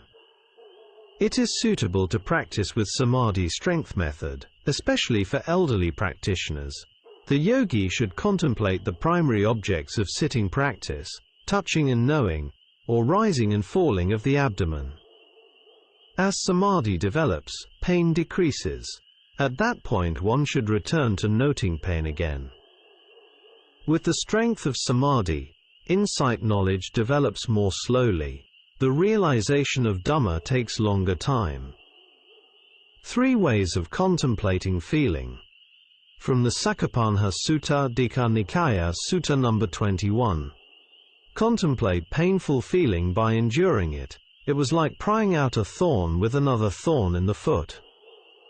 Contemplate pleasant feeling as suffering, because every pleasant feeling exists between 2 painful states. Contemplate neutral feeling as impermanent and unstable. Yogis should not delight in sensual pleasures, as this wastes precious time and can lead to the lower realms, apayas. Lay people, in particular, should reflect deeply on this. However, yogis may experience pleasant, painful or neutral feelings in relation to practice, and this does not lead to apayas. By contemplating these Vedanas, especially during or near death, one can even realize Dhamma at death or in the next life. See Sotanugata Sutta, Sutta number 191, Book of Fours, Anguttara Nikaya, AN 4.191. Insight, knowledge and happiness. When a yogi reaches knowledge of rise and fall, udayabhaya gnana, and equanimity knowledge, the taste of Dhamma arises. This happiness is superior to worldly happiness. If rapture or happiness arises, it must be noted, because these states do not last. Without noting, Dhamma cannot develop. At the higher stages of insight, one must apply continuous effort to overcome the 10 corruptions of insight. These signs indicate that a practitioner may become a noble one, Arya, in this life, at least a stream enterer. Do not assume that only happiness indicates progress in Dhamma. The arising of painful feeling does not mean lack of progress. In some cases, pain increases as insight deepens. This can be seen clearly in Yu Sun Luin's experience, described in 18 Days in Solitude. Elevating the faculties and contemplating feeling. At this stage, yogis must strengthen the faculties, indriya, especially faith, mindfulness, and effort. By doing so, they can attain higher insight knowledge. One should contemplate pleasant feeling, sukha vedana, as suffering, and incline the mind toward discerning rise and fall as suffering, knowing it as changing dukkha, viparinama dukkha. Neutral feeling is subtle and unclear. If it is not contemplated, delusion, moha easily arises. Therefore, when the object of contemplation is not clear, the yogi should contemplate the contemplating mind itself, that is, observe the following or proliferating mind. With respect to the 3 kinds of feeling, one should contemplate painful feeling, dukkha vedana, through noting in order to overcome it, otherwise displeasure, domanassa, arises. If one is unable to contemplate pleasant feeling, greed, lobha, arises. If neutral feeling is not clearly known, it turns into delusion. When a yogi can discern impermanence, anicca, through contemplation, lobha, dosa and moha do not arise, and the process of dependent arising, paticca samuppada, is cut off. Understanding dependent arising, both as a process and as a teaching, is therefore extremely important for one's practice. Hence, one should study and reflect on Mogok Sayadaw's Dhamma Talks. Insight contemplation and sabhava lakkhana. In insight contemplation, if one contemplates by directly attending to the object, one will discern its sabhava lakkhana, its individual or intrinsic characteristic. This knowing occurs in the present moment. Sabhava lakkhana refers to the nature of non-self, not a person, not a being, but an intrinsic phenomenon. For this reason, it is also spoken of as an element. Bhatu. This is knowing the paramatha, ultimate nature. If one knows the arising of a phenomenon, and also knows its vanishing, and contemplates thoroughly, one knows the beginning, the middle and the end. with an open mind. Dhamma Talks by Sayadaw Jhaneyya. Dhamma Talk 7. Focusing and thorough contemplation. Contemplation by focusing and contemplation by thoroughness are not the same. Focusing refers to attending to the present object as it arises, and fitting awareness to it. Thorough contemplation refers to discerning impermanence, anicca, by knowing the conditioned nature of phenomena and their characteristics. Clarification on focusing and thorough contemplation. Note: one should not confuse the usage of focusing and thorough contemplation, as explained by Sayadaw Jhaneyya. These are essentially the same as watching and observing, or keeping the object in mind, vitakka, together with investigation, vicara. Both terms are used by Mogok Sayadaw in his Dhamma Talks. When samadhi is strong, a yogi is able to note phenomena in detail. For example, when noting the rising and falling of the abdomen, there are many aspects that can be noted. Between the beginning, middle and ending of the falling movement, there are phenomena that arise and cease. Things exist between the beginning, middle and end of the falling of the abdomen, and these can be known through careful attention. Here Sayadaw encourages yogis to study different teachers' talks and instructions, and to apply them according to one's own character, verifying the practice through direct personal experience. Therefore, one should not adopt a sectarian view. Practice in formal meditation and daily life. There are two aspects of practice. Formal practice, undertaken full-time or during dedicated meditation periods. Daily life practice, in which one maintains proper attention and the ability to reflect wisely. The primary cause of all skillful and unskillful states is attention.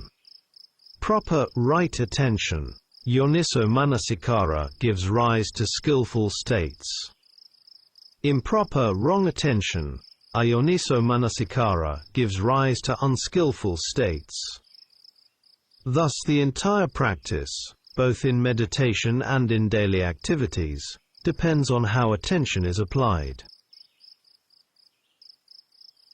With an open mind. Dhamma Talks by Sayadaw Jhaneyya. Dhamma Talk 8, The Process of the Four Satipaṭṭhānas. Based on a talk given during a 7-day Vipassana retreat. During the first 3 to 4 days, practice mainly involves extensive contemplation of the body, kayanupassana. With sustained noting, practitioners gradually arrive at the contemplation of feelings, vedana. At this stage, painful feelings often become prominent. Severe pain may arise, and this is encountered both in sitting and walking meditation. For beginner yogis, the pains encountered are often coarser, whereas experienced yogis are usually able to overcome them more effectively. After contemplation of feelings, yogis proceed to the contemplation of mind, chittanupassana. This progression accords with what the Buddha taught and unfolds naturally through the practice. It is a process, not something to be forced. After overcoming coarse painful feelings, dukkhavedana, yogis may encounter pleasant feelings, sukhavedana, including what are known as insight corruptions. Following this, neutral feeling, upekkha-vedana, arises and gradually becomes more refined. At this point, however, hindrances may arise in the mind, often manifesting as restlessness.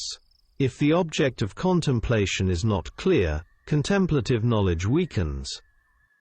This is part of the natural Dhamma process, niyama.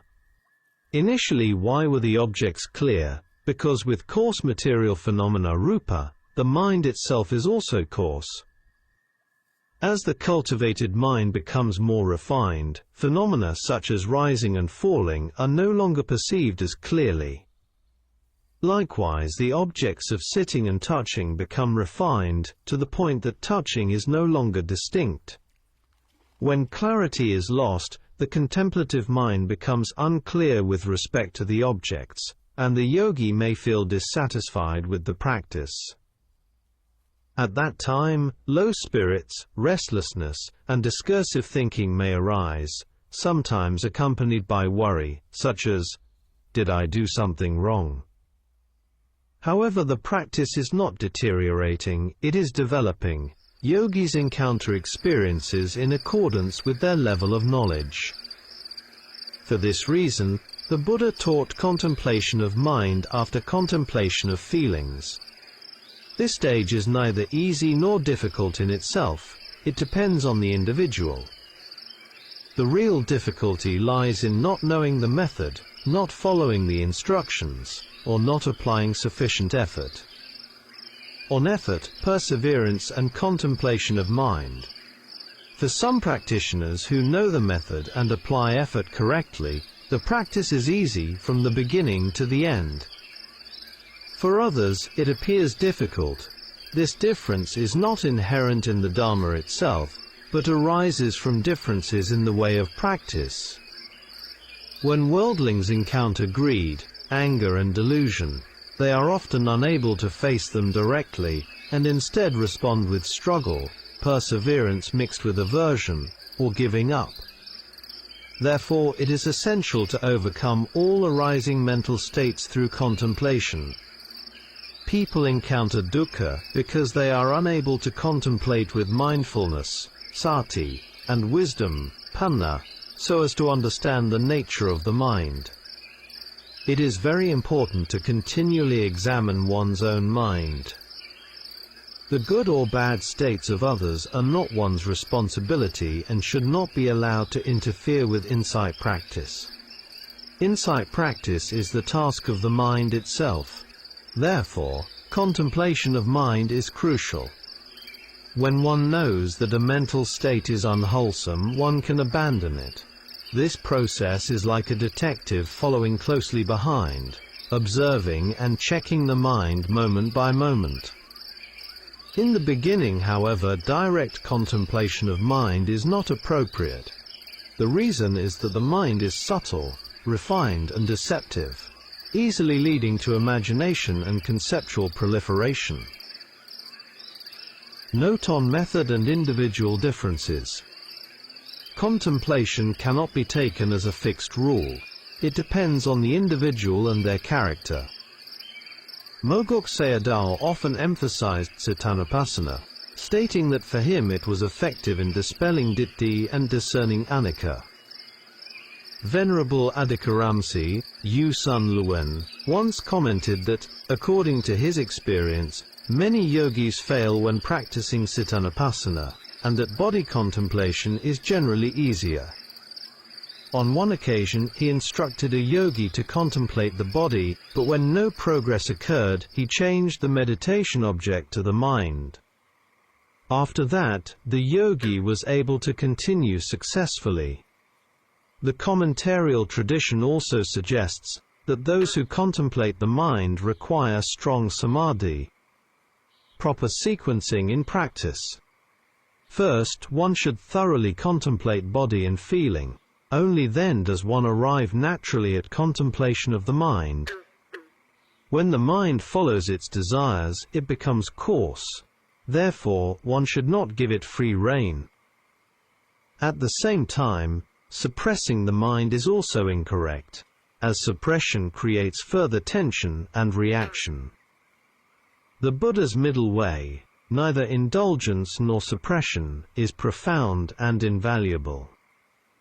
During practice, if strong rapture piti arises, it should not be controlled. Instead, one should contemplate the desire to control. One must not go against nature, which is anatta. Where suppression is present, reaction inevitably follows. On the arising of elements and the danger at the time of death. The elements, dhatu, that frequently arise within the aggregates, khanda, can, at the time of near death, overwhelm the mind and body. For example, the arising of the wind element may produce intense and uncontrollable movements of various kinds, These experiences should not be taken lightly. However, one should not be afraid. The Dhamma is not frightening you, rather it is warning you. Therefore, greater effort must be applied in practice. Unfortunately, most people are unaware of this danger or fail to remember it, continuing to perform all kinds of unwholesome actions rooted in ignorance and delusion. As a result, the four great elements frequently arise in an uncontrolled manner within the aggregates. Some people may directly experience the oppressive nature of the elements at the time of dying. For example, excessive sweating, internal heat, or bodily bloating may arise. If such experiences occur during the dying process, and one is unable to bear them due to ignorance or delusion, the result will be unfavorable. The future rebirth will be far worse than the present experience of dying dukkha. Mogok Sayadaw clearly stated, "Do not fear the arising of lobha, dosa and moha. What should be feared is not contemplating them. When these defilements are contemplated, they arise only briefly. Over time, the defilements become thinner, and eventually they disappear." With an open mind. Dhamma Talks by Sayadaw Jhaneyya. Dhamma Talk 9, on Death, Maraṇānussati. Based on the story of the Weaver Girl. Recollection of death is extremely important and highly effective for practice. It is a powerful meditation applicable to both mundane and supramundane development. Among the four protective meditations, recollection of death is the one closest to truth. The others are recollection of the Buddha, Metta Bhavana, and Asubha Bhavana. When recollection of death is practiced frequently and effectively, it reduces lobha, dosa, and moha, and quickly gives rise to a sense of wise urgency, samvega. This urgency prevents the wasting of time and naturally inclines the mind toward insight practice.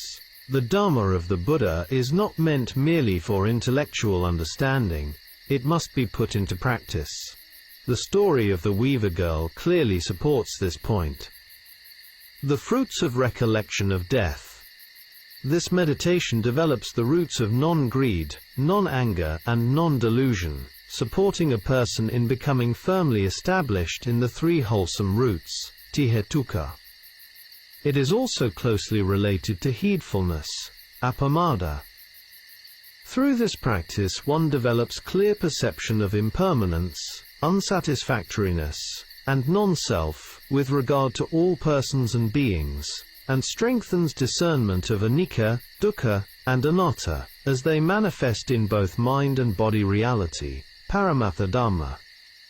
The Weaver Girl received the Buddha's teaching on death, and practiced accordingly for 3 years.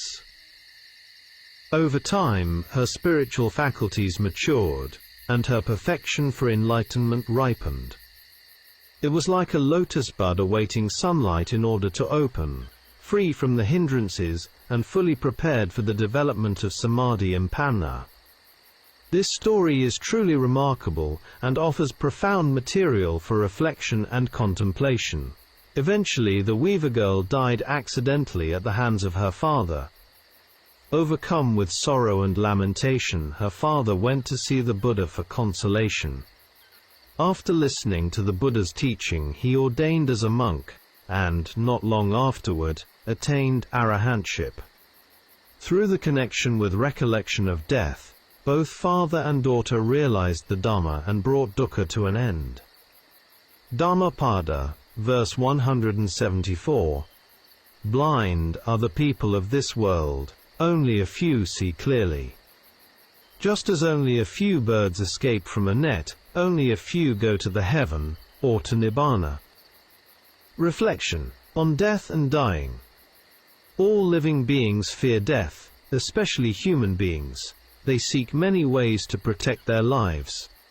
Yet, despite their fear of pain and death, humans often inflict suffering on others, including animals, sometimes in extremely cruel and unthinkable ways, for example, the use of animal furs. Even worse, human beings inflict such harm upon their own species. These realities are clearly visible in the 21st century, extending even to the international level. Wars and conflicts are more frequent than before, and violence has become increasingly bloody and extreme. This reflects the profound dominance of ignorance, greed and hatred in the human mind, when death is neither understood nor contemplated wisely. Reflection on fear, violence and recollection of death. It is quite striking to observe that ordinary people, who themselves fear pain and death, often take great enjoyment or taste, rasa, in violence, as can be seen in various forms of media, such as films and other entertainment. Such responses reveal a lack of love and compassion for those who suffer. This reflects an untrained mind, which naturally inclines toward unwholesome objects and activities. For this reason, recollection of death, Maraṇānussati, is of great importance. It trains the mind toward wholesome and skillful mental states, fostering restraint, compassion, and wisdom. Like many other Buddhist contemplations, recollection of death becomes effective only through frequent and sustained reflection. To support this contemplation, one should study relevant canonical and commentarial sources. The Visuddhimagga contains an important section on death contemplation. Other valuable contemporary works include Beyond Coping, a study guide on aging, illness, death and separation, and Undaunted, the Buddha's teachings on aging, illness, death and the deathless, both by Ajahn Thanissaro. If we have opportunities to observe and reflect on aging, sickness and dying, these can become powerful supports for insight. Documentary films addressing these themes may also be beneficial. Direct observation of autopsies, where appropriate, can be valuable not only for asubha bhadana, but also for deepening reflection on death itself. Such experiences can arouse strong samvega and reveal the essentially insubstantial nature of the physical body, which is so often misused as a basis for sensual pleasure, leading to the waste of our precious human life in foolish and unskillful pursuits. All of the phenomena discussed above help turn the mind toward goodwill, love and compassion for our fellow human beings, because we all share the same fundamental difficulties and sufferings.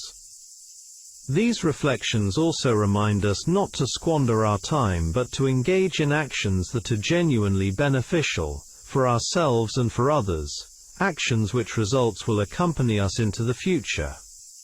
This human world is a rare and precious field of opportunity, a place to cultivate goodness, develop wisdom, and ultimately transcend dukkha. Reflection, guests. Sayadaw Uttamo, Sagaying, once gave an excellent Dhamma talk entitled Things Which Are Like Guests. In this talk he explained that there are three kinds of guests: human beings, feelings, and defilements.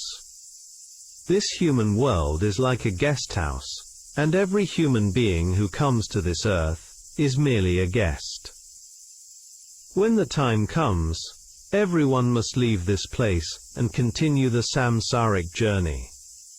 Whether one's future journey is good or bad depends on past karma and, more importantly, on present actions. The present moment is the most crucial, for if we understand the law of karma deeply, we will recognize the true value of this precious human life. No one invited us to this human world as guests. We arrived here because of our past karma, born empty-handed and naked. If we continue to live as before, engaging in foolish and unskillful actions, we merely harm ourselves and live without true value. We come into this world as guests, in order to discover the rare and noble treasures that are truly valuable for everyone. The treasure map already exists. It is found in the Mangala Sutta. If one has the wisdom and determination to follow this map seriously, without deviation, one will sooner or later discover these treasures. Otherwise, one will continue to wander as a guest through the 31 realms of existence, which are not our true homes, and never find lasting peace or happiness in any of them. Every human being should clearly understand that we are only temporary guests, and that life is very short. We all share the same fundamental problems: aging, sickness, and death.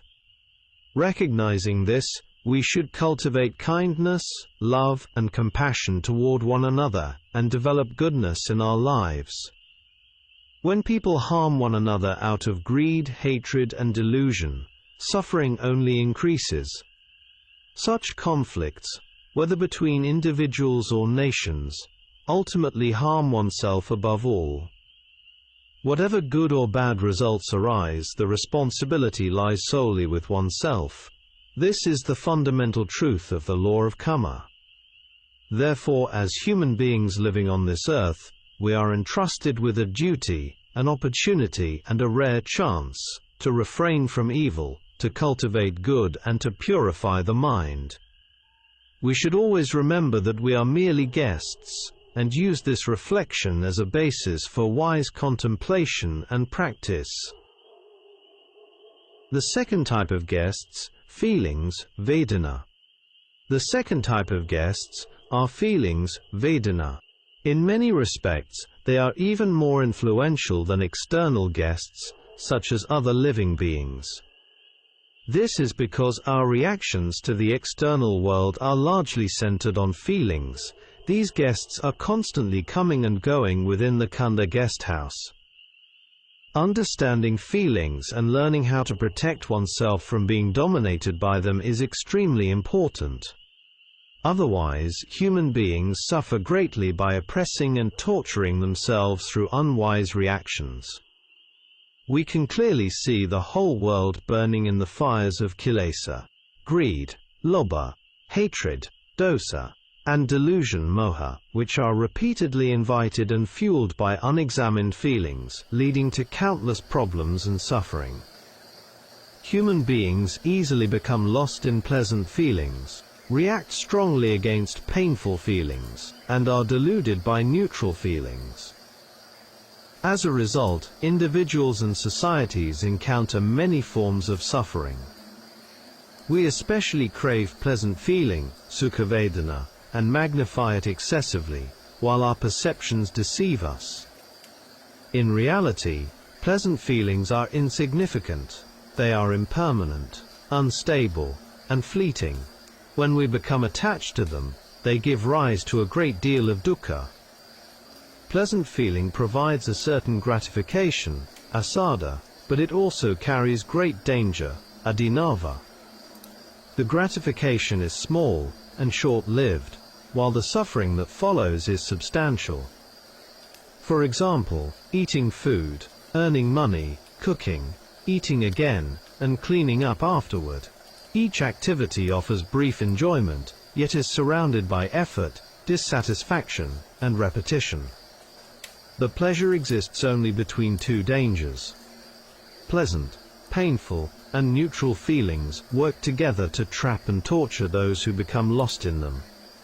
A classic simile illustrates this clearly.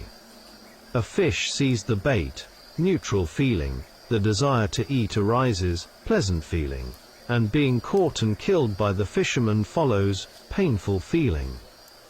In the same way, feelings exert powerful effects, not only on individual human beings, but also on the wider world. From environmental destruction and pollution to climate change, wars and conflicts, we can see how unwise reactions to feelings collectively generate immense suffering. Thus, feelings truly behave like guests. They arrive, stay briefly, and depart. If we mistake them for something permanent or worthy of clinging to, we become their victims. If, however, we learn to observe them with mindfulness and wisdom, without attachment or aversion, they lose their power to dominate the mind. The third type of guests, defilements, kilesa. The third type of guests are the defilements, kilesa, and they are more dangerous than the other two. As the Buddha taught, the mind is luminous, but it is defiled by incoming defilements. These defilements enter the mind and obscure its natural clarity. Therefore our task is twofold. We must prevent defilements from entering, and if they have already arisen, we must remove them from the mind. Defilements arise through unwise attention, ayoniso manasikara. When we experience desirable objects without mindfulness, sati, and wise attention, craving tanha enters the mind. When we experience undesirable objects, aversion dosa arises. In contrast, when there is mindfulness and wise attention, yoniso manasikara, defilements do not gain entry. However, most human beings do not merely fail to prevent defilements, they actively invite them to stay in the mind house. By leaving the 6 sense doors unguarded, the mind becomes constantly polluted. A clear example is the habitual use of smartphones and continuous exposure to all kinds of media, which stimulate greed, aversion and delusion throughout the day. Regarding the first 2 types of guests, living beings and feelings, we must understand their nature and avoid mistaking them for a self or identity. We should not become lost in feelings, which carry far more danger than gratification, like a drop of honey on the edge of a razor blade. Through such understanding we can let go of clinging to both animate and inanimate phenomena. With defilements, however, mere understanding is not sufficient. We must actively prevent them from arising, and when they have already arisen, we must expel them from the mind. This is achieved through Satipaṭṭhāna meditation and Bhavana mental cultivation, which guard the sense doors, purify attention, and gradually weaken and uproot defilements. Only by treating defilements as dangerous guests, never welcoming them and firmly escorting them out, can the luminous nature of the mind be restored and sustained. With an open mind. Dhamma Talks by Sayadaw Jhaneyya. A New Life. Untitled Religious Department. This is an article written by a research officer originally titled, The King Couple the First Knew. Sayadaw sent Dr. King and his wife Jocelyn B. King to Sayadaw Jhaneya's meditation center in September 1959. Our department assigned me and 2 other officers to accompany them. We did not need to take leave, as this was part of our official duty. When I first heard that the Americans, Dr. King and his wife, had come for meditation, I assumed that they were interested in learning about Burmese customs and practices, perhaps merely as a cultural experience. I did not look down on this, but I did not give it much thought either. Dr. King was a priest of the Congregational Christian sect. Apart from their academic research, I believe they would not truly appreciate meditation. As for myself, I accompanied them purely out of official responsibility, and had little personal interest. At that time I only knew Sayadaw Jhaneyya as the Accountant General of Burma. I had never met him, and knew nothing of his role as a meditation teacher. In 1953, my father once went to the Accountant General's office for an official matter. It happened to be tea break time, and he did not see Sayadaw or his officers and clerks at their desks. When my father asked a civil servant about this, he was told that during their free time they were meditating in a large shrine room above the office. This made a deep impression on my father, and gave him great respect for Sayadaw. Even during short breaks of half an hour, Sayadaw encouraged meditation to calm the mind, bring peace, and guide his staff closer to the Dhamma through practice. My father later told us about this, but at that time I still did not know about Sayadaw's meditation center. I never thought of meeting him, nor did I make any effort to do so. It was only later, through my involvement with the American couple, that I finally met him. Inya Maying and the first meetings with Sayagyi. The Kokine area, Inya Maying Hill, was a beautiful and very quiet place. It was there that I first met Sayagyi, who was around 60 years old at the time. He had a well-built body and appeared healthy. Note: this area is particularly beautiful. Rangoon Arts and Sciences University and Inya Lake are located nearby, with many large trees and a very peaceful atmosphere. Wealthy families lived there in spacious compounds. Rangoon University, founded by the British in 1920, was surrounded by large trees and was a very pleasant place for study. At that time it was regarded as one of the best universities in Southeast Asia, both in its buildings and surroundings. Dr. and Mrs. King, my two companions, and I were each assigned a room. Sayagyi himself stayed in a small rest house, and personally taught the yogis. At 10 a.m. he went to his office, returned to the center at 5 p.m. and remained there until 10 a.m. the following morning. At 7 p.m. he interviewed the yogis about their practice. Around 9 o'clock or 10 p.m. the day's practice concluded. In the morning before leaving for his office, he taught all of us the correct way to practice. Sayagyi was calm and straightforward. If he had something to say, he spoke openly.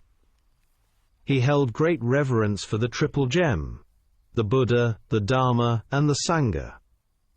At that time, however, I still did not know very much about Sayagyi. Our primary focus is on observing those two foreign yogis, whose questions to Sayagyi were not about the Dharma itself, but rather about their own spiritual practice. We felt uplifted seeing Dr. King and his wife practice respectfully and diligently. I was thinking myself, what will happen to them? How will they change? Mrs. King changed her life.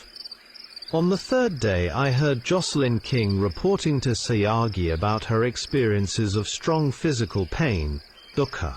Dr. King had dissatisfaction with impermanence, anicca, and discussed this with Sayagyi. All three of us practiced in the usual way without forcing ourselves. By the fifth day Jocelyn King's face became clear and bright. She no longer appeared dissatisfied as before. That evening Sayagyi gave a Dhamma talk, and after it ended, she bowed and touched Sayagyi's feet with her head, as a gesture of deep respect. She openly admitted, "I am becoming a true Buddhist from a Christian life." We were all surprised to hear this, because until that day she had never bowed to the Buddha image or to Sayagyi. Dr. King was the same. In one of Sayagyi Goenka's essays about his life with Uba Khin, he mentioned this point openly. In the beginning, he told Sayagyi frankly that he would not bow to the Buddha or to him, as most Burmese people did. Sayagyi replied that this was not important, only the practice mattered. Now, however, Dr. King's wife was bowing to the Buddha and to Sayagyi, out of respect and gratitude. I felt glad, satisfied, and deeply uplifted. I approached her and asked, "Why has your life changed so much in such a short time, and why have you abandoned the Christian view?"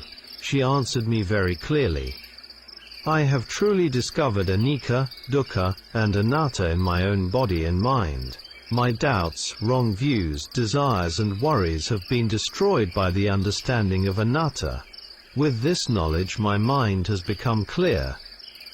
I cannot express my gratitude to Sayagyi in words. That is why I bow to him by touching his feet.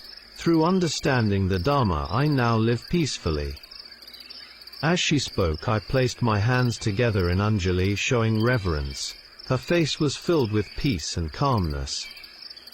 Mrs. King was no longer in a state of half faith and half doubt. Her expression showed that she had genuinely searched for the truth throughout her life, indeed, through many lives, and had finally found it. The deep satisfaction she experienced was clearly visible on her face.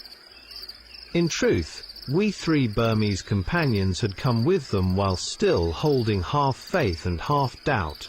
Because of this, we concealed our conceit as Buddhists, and quietly tried our best to practice among ourselves.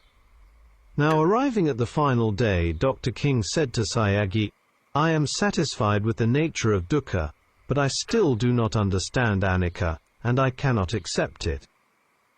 I heard him say this. Sayagyi remained calm when Dr. King's wife bowed to him, declaring that she had become a Buddhist.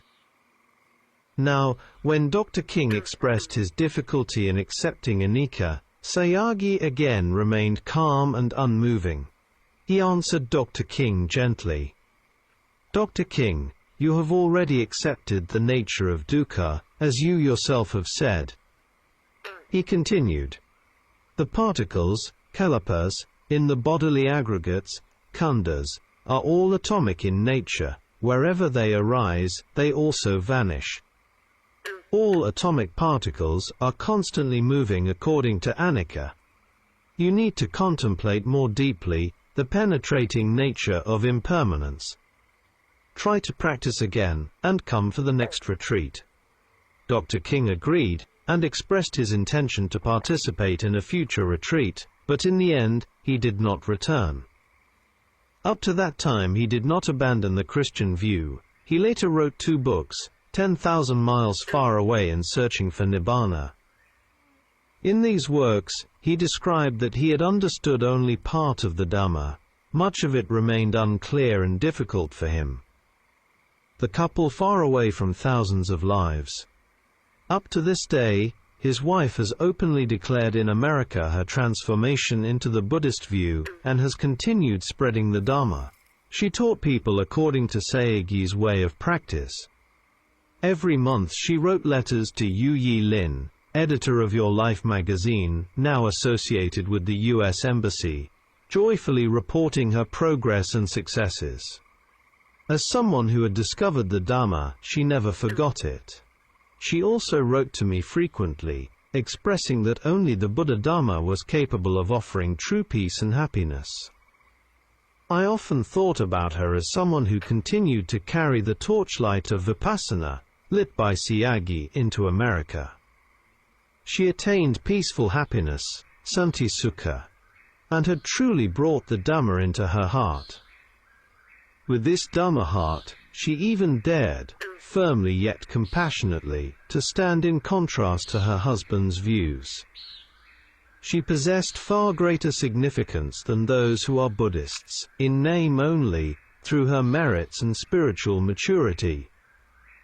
Dr. King, however, was still many lifetimes away from his beloved wife. His faculty of wisdom had not yet matured and needed more time to ripen. He was unable to attend another meditation retreat and could not meet Sayagyi again in full, as Sayagyi U Kin passed away in 1971. I continue to pray for Dr. King, who has already received the path of the Dhamma, and with his wife able to lead the Buddha Dhamma onward to others. Some reflections. According to Mrs. King's article, My Lifetime Teacher, she practiced Pavana under Sayagyi's guidance on 3 occasions, between July and September 1959. Her mind underwent a decisive transformation only during the 3rd retreat. According to Yuhan Huntai's article, based on discussions between Dr. King and Sayagyi, including interviews concerning Dr. King's practice, Dr. King understood dukkha but not anicca. This raises an important question. Did he truly discern anicca and dukkha? I have my doubts. His experience of dukkha may have been limited to bodily pain alone. Without clearly discerning anicca, without genuine experiential understanding, it is difficult to let go of self-view. Like most people, one may continue to cling strongly to the notion of self. Here the importance of the teaching of Paticca dependent origination, becomes evident. This observation is not intended to criticize Dr. King, who remained a committed Christian. Even some well-known Buddhist scholars, such as Professor Yupe Maung Tin, the first rector of Rangoon University in 1920, and Mrs. Rhys Davids, were also unable to fully appreciate the doctrine of anatta. Yupe Maung Tin was a Christian who translated the Visuddhimagga into English. Even in his very old age, he still did not fully understand anatta. Eventually, he asked Mahagandhayon Sayadaw Jhaneyya about it, and the Sayadaw explained the teaching to him. This incident is recorded in One Life, One Sasana, the biography of Mahagandhayon Sayadaw, written by Venerable U Gosita. Regarding Mrs. Rhys Davids' wrong view, most Western scholars are already aware of it. Self-view, Sakkayaditthi, is deeply rooted in the minds of living beings. Therefore, it is extremely difficult to abandon and let go of it. This attachment even had a strong influence on the Bodhisattva and some of his chief and great disciples in past lives, despite their high level of spiritual maturity and perfection. Many examples of this can be found in the suttas and Jataka stories. Here, I would like to refer to one notable Jataka story, Ja. 544, Mahanarodhikasapa Jataka, which contains many Dhamma points worthy of deep reflection. Among the three universal characteristics, non-self, anatta, and unsatisfactoriness, dukkha, are the most difficult to understand and appreciate. Thus, it is plausible that Dr. King understood dukkha, but not anicca, a point that remains doubtful. Most human beings perceive dukkha as sukha, failing to recognize the pervasive chaos, problems and suffering in the world. These phenomena can be clearly observed throughout human history. There is no need to look far. The 21st century itself provides ample evidence. From the events of 2001, the 9/11 incident, to the ongoing conflicts between Palestine and Israel in 2025. Human greed, hatred and delusion have increased even more than before, because people regard themselves and the external world as permanent, stable, and as possessing lasting happiness and a permanent self. According to my knowledge, the meditation system of Anagami Sayadaw, Uba Khin's teacher, has been quite successful both in Burma and abroad. I have even known a few Taiwanese practitioners who were students of Goenkaji, and who developed solid meditation practice through this lineage. Here I would like to introduce a well-known Burmese monk who taught the Sayadaw system through his writings, particularly in his widely respected book, Dittadhamma Vipassana. Venerable Nana Chagi U Tejalankara Sayadaw. This Sayadaw was Nana Chagi U Tejalankara, 1900, a Burmese monk whose life marked an important turning point in modern Vipassana practice. Time, 9 a.m., September 1938, full moon day. Place, Bhilu Island, Guan the village, Lower Burma. At that time he was 38 years old and serving as a village monk teacher. Unexpectedly, he picked up a Dharma book that belonged to an Upasaka who used to bring it to the monastery. The book was Dittadhamma Vipassana, written by disciples of Sayadaw. As he read a few pages, his interest grew rapidly. He reflected, "This Dhamma is not written from book knowledge. It comes from direct experience and practice. It is deeply inspiring. I must try it." Immediately, he put the book down, and began practicing Anapana meditation. Because of his accumulated parami, in that single sitting he directly experienced the taste of Dhamma. He completely lost awareness of time, continuing to sit without even hearing the sound of the wooden drum calling for the meal. After some time his disciples came and informed him of the missed schedule. From that day onward for 1 full week he stopped formal teaching. Together with the monks and novices he practiced Anapana meditation continuously. After this intensive week, he resumed teaching during the daytime while continuing meditation practice at night together with his students. From 1938 to 1978, over a period of 40 years, he established many meditation centers throughout Burma and trained more than 600,000 yogis. It appears to me that Nanakaji Sayadaw never met Anagami Sayathat, who passed away in 1945.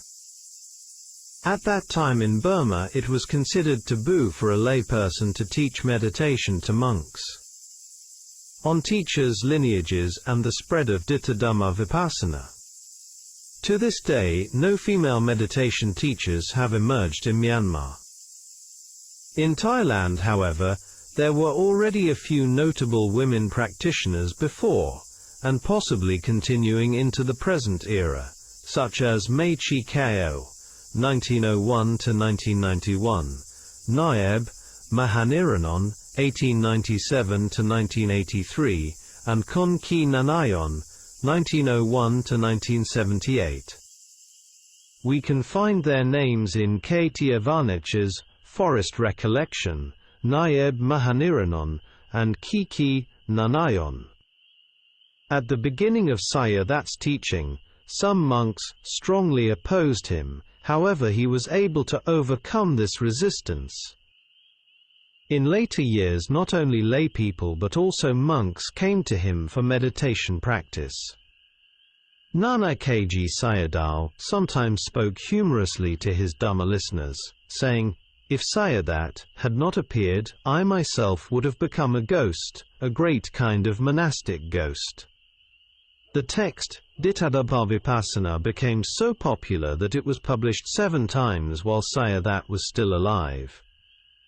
Regarding its practical content, the book included essential Dharma principles, drawn from Ledi Sayadaw's teachings, methods from well-known Sayadaws, and Sayadaw's own direct meditative experience. It was written in simple and clear language, making it suitable for people of all backgrounds. Another Western teacher associated with U Ba Khin's tradition was John Coleman, who wrote about his spiritual journey in a book titled The Quiet Mind. Before this, he had worked for the CIA. While in Thailand, he practiced Vipassana at Wat Mahadut, which taught the Mahasi system. After some time, however, he found that this method was not suitable for his temperament, and he continued his spiritual search elsewhere. He later came to Burma and practiced under Sayagyi U Ba Khin. During his first encounter, he did not experience significant progress, yet he maintained strong faith and perseverance. He then continued searching and met 2 other teachers, Dr. Suzuki, Rinzai Zen, and Jiddu Krishnamurti, the Indian teacher. However, remaining with them involved many practical difficulties. Consequently, he returned again to Sayagyi U Ba Khin, and on this second attempt, he achieved success in his practice. John Coleman thus made the right decision. Had he stayed with the other 2 teachers, his spiritual quest might not have borne fruit. This illustrates an important principle. Each person must search for a teacher and a meditation system that is genuinely suitable for their own character and disposition. With an open mind. Dhamma Talks by Sayadaw Jhaneyya. Conclusion and dedication. In conclusion, I would like to offer the following prayer. May the living worlds of human beings, devas and Brahma gods all establish faith and reverence in the true Dhamma of the Noble Lord Buddha through the cultivation of the Noble Eightfold Path. May all beings enjoy and dwell in the Nibbanic element. The fires of greed, lobha, hatred, dosa, and delusion, moha, are burning powerfully throughout the world. Truly, these 3 fires are exceedingly great. May the Dhamma leading to Nibbana shine forth brightly and endure for a long time.